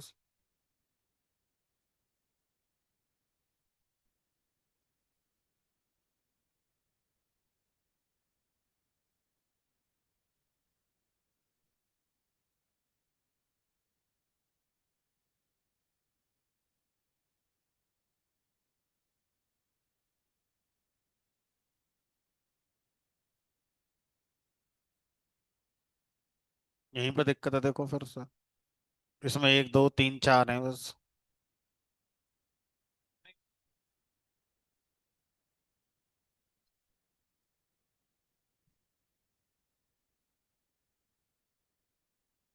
सेम ही आएगा।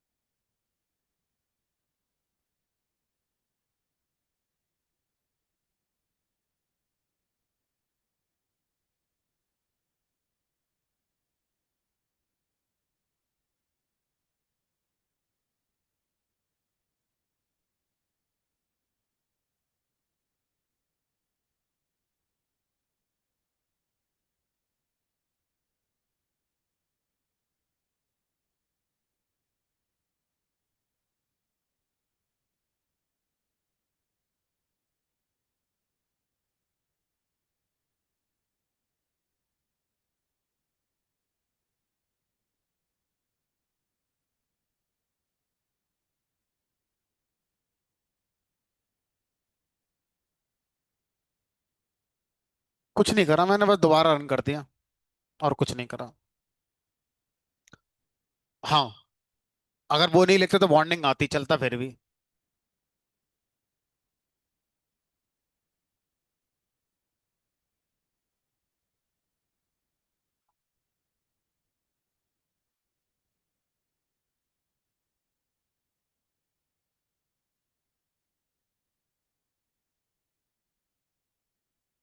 नहीं तो हमने वहां से जो ड्रॉप करा, हमने उनका कोई मतलब ही नहीं रखा। यहाँ रखो। भाई जो आपने डीएफ से निकाला है वो इसलिए निकाला है क्योंकि आपके पास जो ओरिजिनल डीएफ है वो ये है। अब इसमें हमारे पास वन हॉट एनकोडेड फीचर भी है, और डायमीटर वेट वाले भी हैं। अब मैं इनको ड्रॉप करूं ना करूं कोई फर्क ही नहीं पड़ता, 0 1 4 5 6 ऐसे निकाल लिया। ये और ये इकट्ठे हो गए। ये एक तो बाई में आ गया, इसको मैंने कुछ काम ही नहीं करा, इसका रखा है, रखा रहने दो। ना तो ये तरीका भी था, ये बताया मैंने कि ड्रॉप करने की जरूरत ही नहीं है, हम उसका यूज ही नहीं कर रहे, रखा रहने दो डेटा फ्रेम में। हाँ बस। हाँ, उससे फायदा ये होगा, हमें ड्रॉप का फोकस नहीं करना पड़ेगा कि किसको हटाएं किसको ना हटाएं, जो पड़ा है पड़ा रहने दो, यूज ही नहीं कर रहे उसका।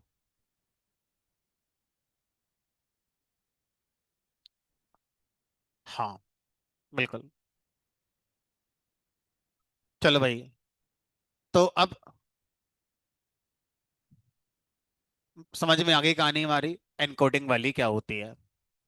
ऑब्वियसली ये आसान है, इसमें माथा पच्ची लगेगी। आगे बढ़ते हैं अब।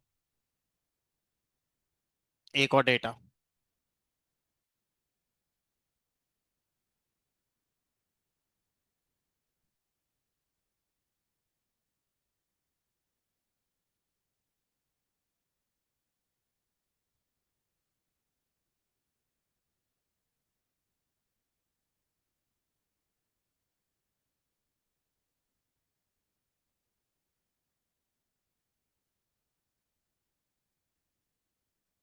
एक और है, fruits underscore missing underscore CSV। Fruits underscore missing .CSV।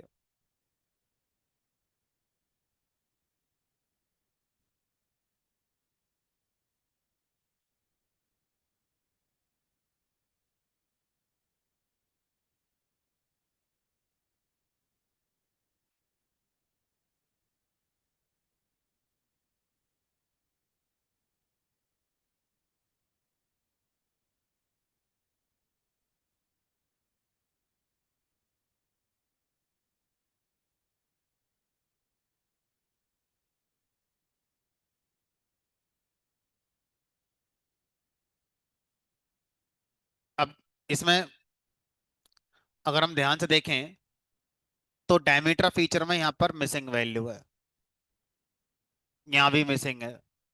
अब देखो आंखों से देख पाना पॉसिबल नहीं है, तो अगर मैं कोड लिखूं, df dot is null dot sum, ये स्टेटमेंट क्या करता है, सारे कॉलम में कितनी मिसिंग वैल्यू है वो बताएगा।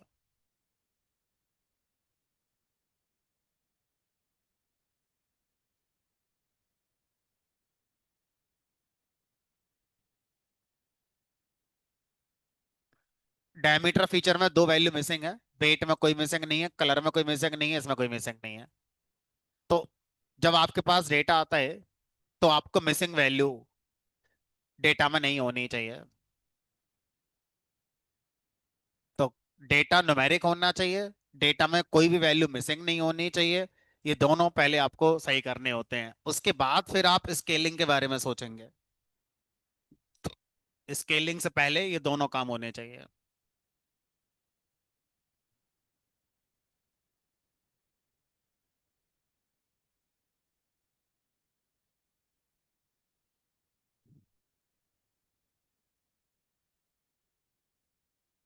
कैसे करेंगे?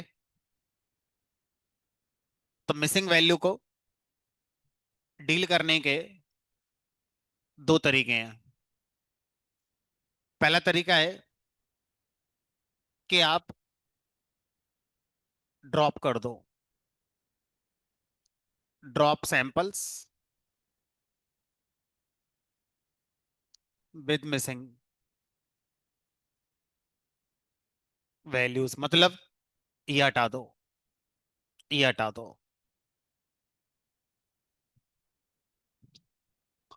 ऐसा करने से क्या होता है, आपके साथ चैलेंज ये आता है कि सर इस सैंपल में सिर्फ डायमीटर फीचर गिवन नहीं है, बाकी तो गिवन थे। हो सकता है बाकी जो गिवन थे वो ज्यादा इंपॉर्टेंट रोल प्ले कर सकते थे मॉडल ट्रेनिंग में, प्रिडिक्शन में। तो आप नंबर ऑफ सैंपल 20-22 लेके चल रहे हो, उसमें भी दो हटा दोगे तो अच्छा डिसीजन नहीं है। अगर ये 2-4 हजार सैंपल होते, 2-4 लाख सैंपल होते, तो ये स्टेप शायद किया जा सकता था। तो अगर आपके पास मिसिंग डेटा है, तो जिस रो में मिसिंग डेटा है उसको हटाना कई बार सही माना जा सकता है, जब पहले से डेटा बहुत ज्यादा है। 1 2 4 15 20 100 200 रो डिलीट हो जाएंगे तो कुछ खास बिगड़ेगा नहीं। और आप चाहते हो नहीं सर, इंफॉर्मेशन में बिल्कुल भी अपनी लॉस नहीं करना चाहता, सारे सैंपल बनाए रखो। तो दूसरा हमारा तरीका होता है इम्प्यूटेशन।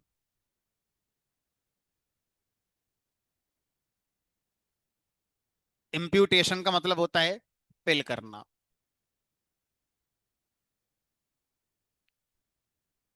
तो ज्यादा बार इस वाली अप्रोच को प्रेफर करते हैं। अगर नंबर ऑफ सैंपल्स आपके डेटा में सफिशिएंट नहीं है, तो आप सैंपल को डिलीट करना पसंद नहीं करेंगे, आप इम्प्यूटेशन के थ्रू मिसिंग वैल्यू को फिल करना पसंद करते हैं।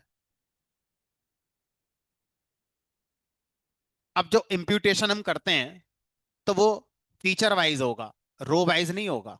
तो इम्प्यूटेशन, इस वाले फीचर में कुछ मिसिंग है तो इस फीचर के हिसाब से गुणा भाग करके यहाँ पर हम कुछ भरने की कोशिश करेंगे। इस वाले में कुछ मिसिंग है तो इस वाले के हिसाब से गुणा भाग करके कुछ भरने की कोशिश करेंगे, उसमें रो का कोई कंट्रीब्यूशन नहीं है। तो इम्प्यूटेशन कॉलम वाइज होगा, ड्रॉप करना है तो रो वाइज ड्रॉप करते हैं। ठीक है। तो अब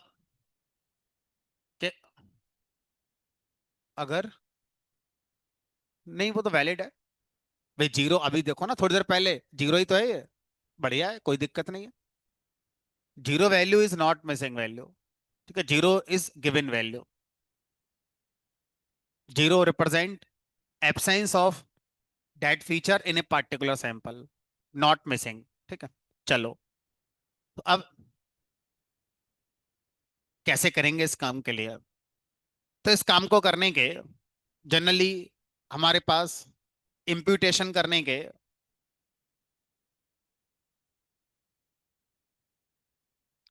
पहला तरीका है मीन वैल्यू से फिल कर दो। दूसरा तरीका है मीडियन वैल्यू से फिल कर दो। तीसरा तरीका है कोई भी कांस्टेंट वैल्यू से फिल कर दो। ठीक है, कोई भी कांस्टेंट वैल्यू जो आपको लगता है उससे फिल कर दो। और चौथा तरीका है मोस्ट फ्रीक्वेंट, यानी कि मोड। मोड से भी फिल किया जा सकता है। तो मीन, मीडियन, मोड और कांस्टेंट वैल्यू, तो टोटल चार तरीके होते हैं इम्प्यूटेशन करने के।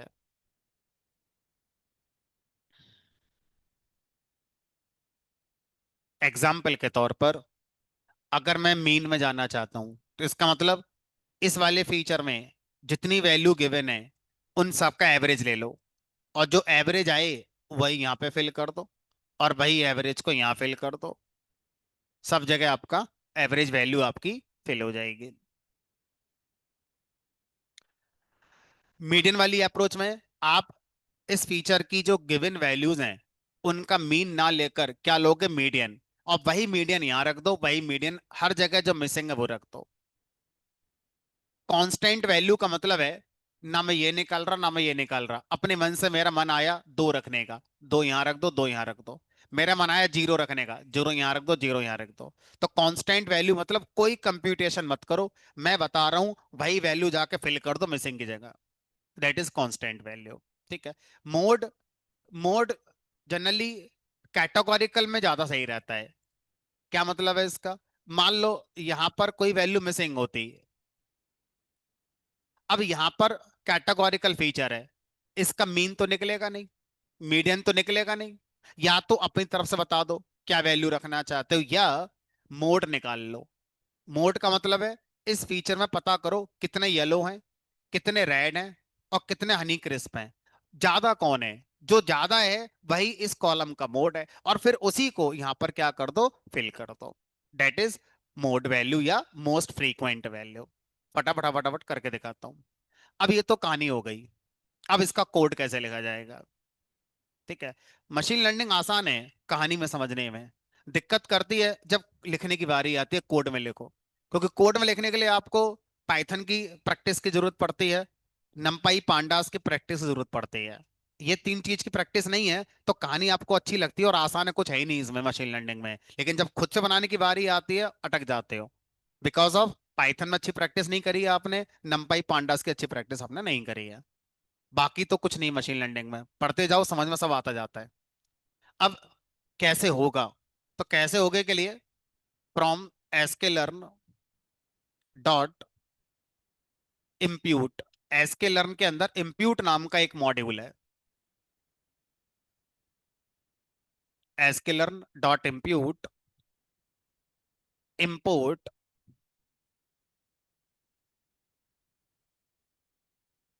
Simple imputer। सिंपल imputer नाम की क्लास होती है। इस क्लास का ऑब्जेक्ट बनाएंगे, imputer is equal to simple imputer।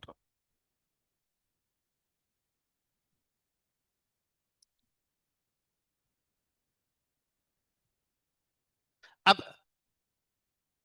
इस imputer को फिट अंडरस्कोर ट्रांसफॉर्म, अपना जिस फीचर को इंप्यूट करवाना है वो 2D एरे में रख के पास कर दो। मान लो मेरा डायमीटर था, ये लो। अब मैंने अपने इंप्यूटर को ये नहीं बताया कि कौन सी स्ट्रेटेजी फॉलो करनी है इंप्यूट करने के लिए। डेट मीन्स अगर डायमीटर फीचर में कहीं पर वैल्यू मिसिंग मिले तो उसे फिल कैसे करोगे, मैंने उसे नहीं बताया। तो वो अपने आप क्या करेगा, अगर ये न्यूमेरिक फीचर है तो मीन पर शिफ्ट हो जाएगा, और अगर ये कैटेगोरिकल फीचर होता तो अपने आप मोड पर शिफ्ट हो जाता। अदरवाइज आप बता भी सकते हो स्ट्रेटेजी, इम्प्यूटर बनाते समय आप फिल स्ट्रेटेजी बता सकते हो, यहां लिख दिया आपने मीन।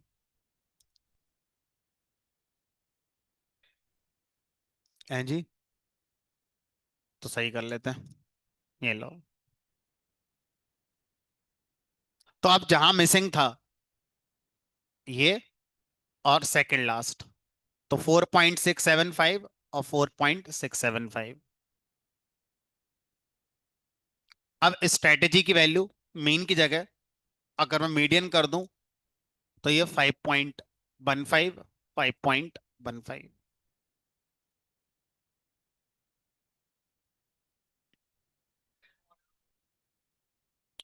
अगर मैंने कुछ नहीं लगाया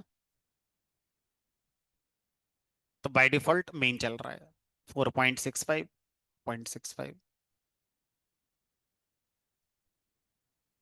अगर स्ट्रेटेजी की वैल्यू ना मीन चाहता हूं ना मीडियन चाहता हूं, जीरो फिल कर दो, हर जगह जीरो, तो यहाँ लिखेंगे strategy is equal to constant. तो कांस्टेंट स्ट्रेटेजी क्या करती है, मिसिंग वैल्यू को जीरो से फिल कर देती है। Zero, zero. और अगर आप चाहते हो सर कि कांस्टेंट वैल्यू मैं बताऊं जीरो ना हो, तो आप कॉमा लगाकर अपनी वैल्यू बता सकते हो, फिल वैल्यू इक्वल टू, मान लो मैंने बता दिया अपने मन से 2। तो अब जहां जहां पर मिसिंग वैल्यू है वहां पर एक कांस्टेंट वैल्यू जीरो की जगह मैं जो बता रहा हूं वो रख जाएगी।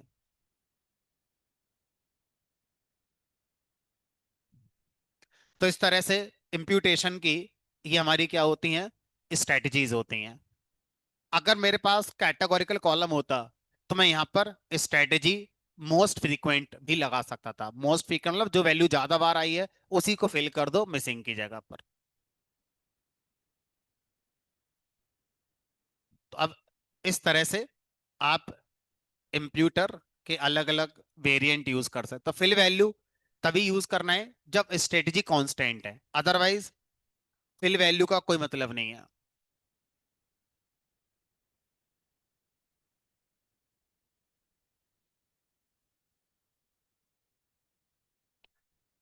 ठीक है, और ये डिफॉल्ट भी है, जब कुछ नहीं बताएंगे तो ये डिफॉल्ट मानी जाएगी। अब कुछ नहीं, अब तो जो रिजल्ट आया वापस से अपने डेटा फ्रेम के इसी कॉलम में जाके असाइन कर दो। डेटा फ्रेम में आपका मिसिंग वैल्यू सेट हो गई। सोचो, अगर डायमीटर के साथ साथ वेट में भी मिसिंग वैल्यू होती तो डायमीटर कॉमा वेट, और इसी तरह से यहां पर भी वेट। ठीक है, तो जितने फीचर आप यहाँ पास कर रहे हो रिजल्ट उतने ही फीचर मिलेंगे, और उनको एग्जिस्टिंग डेटा फ्रेम में ही रिप्लेस करवा लो। और अगर एक ही है तो फिर आपका एक ही देना पड़ेगा, लेकिन देना 2D एरे में पड़ेगा। ये लो, अब ये तैयार हो गया। अब आगे का खेल आप जानते हो।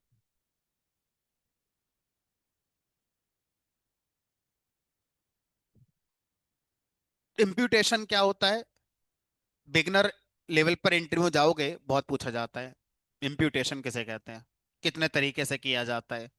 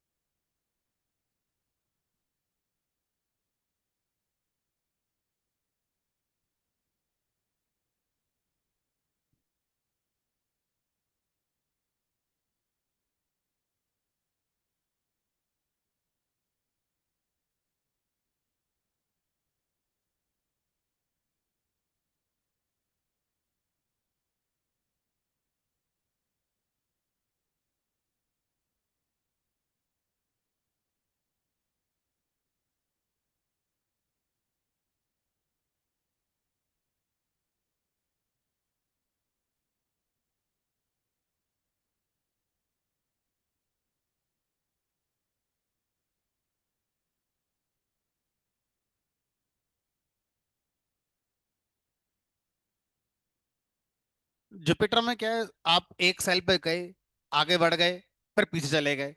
अब पीछे वाला चला दिया तो उसका इफेक्ट आगे पड़ जाता है और हम पता नहीं चलता। तो जुपिटर में आप फॉरवर्ड सीक्वेंस में सेल चलाते जाओ, ओके है। जैसे ही आप ऊपर जाके किसी सेल को चलाकर आ गए, वो चल जाता है और उसका इफेक्ट आगे हो जाता है, वहां दिक्कत हो जाती है, और कुछ नहीं है। वीएस कोड वगैरह में ऐसा कुछ नहीं है, पूरे ही चलेगा जब चलेगा तो। चलो अब अपना कॉमन सेंस यूज करके बताओ कि अगर मैं डेटा सेट लेकर आया, डेटा सेट में एक है स्केलिंग, एक है एनकोडिंग, और एक है इम्प्यूटेशन।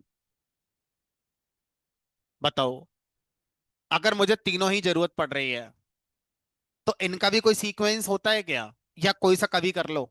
इसके बाद की कहानी जाएगी मॉडल फिट करने, वो तो पता है। लेकिन इन तीनों की अगर मुझे जरूरत अपने डेटा सेट में, तो इनको भी कोई सीक्वेंस हमें देना है, या जो मनाए कर लो। आप बताओ क्या सीक्वेंस देना सही रहेगा।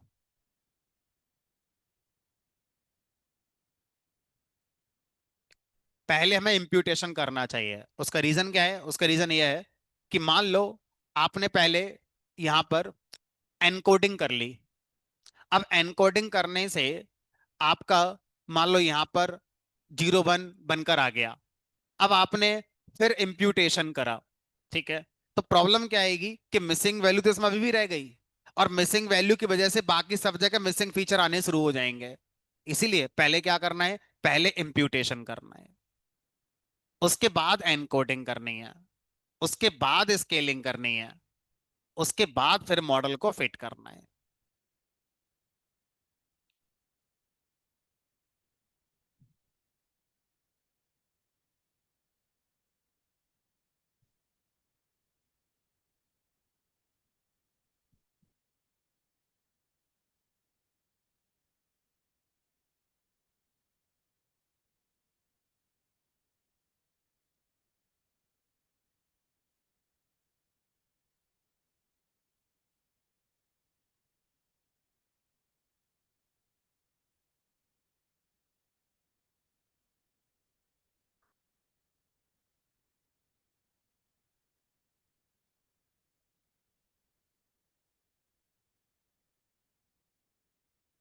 डेटा प्री प्रोसेसिंग, क्लीनिंग उसका एक छोटा पार्ट हो गया। प्री प्रोसेसिंग या फीचर इंजीनियरिंग। फीचर इंजीनियरिंग, तो फीचर इंजीनियरिंग में हम फीचर को स्केल करते हैं, इनकोड करते हैं, नए फीचर बनाते हैं। ये सब चीजें हमारी क्या कहलाती हैं, फीचर इंजीनियरिंग कहलाती हैं। अभी और भी चीजें हैं जो फीचर इंजीनियरिंग के अंदर हमारा आती हैं, बट अगर हम एक कॉमन वर्ड यूज करें तो इसको बोलते हैं फीचर इंजीनियरिंग। मॉडल फिट होते समय जिन फीचर्स का हम इस्तेमाल कर रहे हैं, वो फीचर वो नहीं है जो ओरिजिनल डेटा सेट में थे। तो जो बीच का सब कुछ हुआ, ओरिजिनल डेटा सेट में जो थे और जो फिट में गए हैं, उसके बीच के प्रोसेस को फीचर इंजीनियरिंग कहते हैं। अब उसमें प्री प्रोसेसिंग आ गया, क्लीनिंग आ गया, जो जो शब्द हैं सब इसी के अंदर समा गए आपके।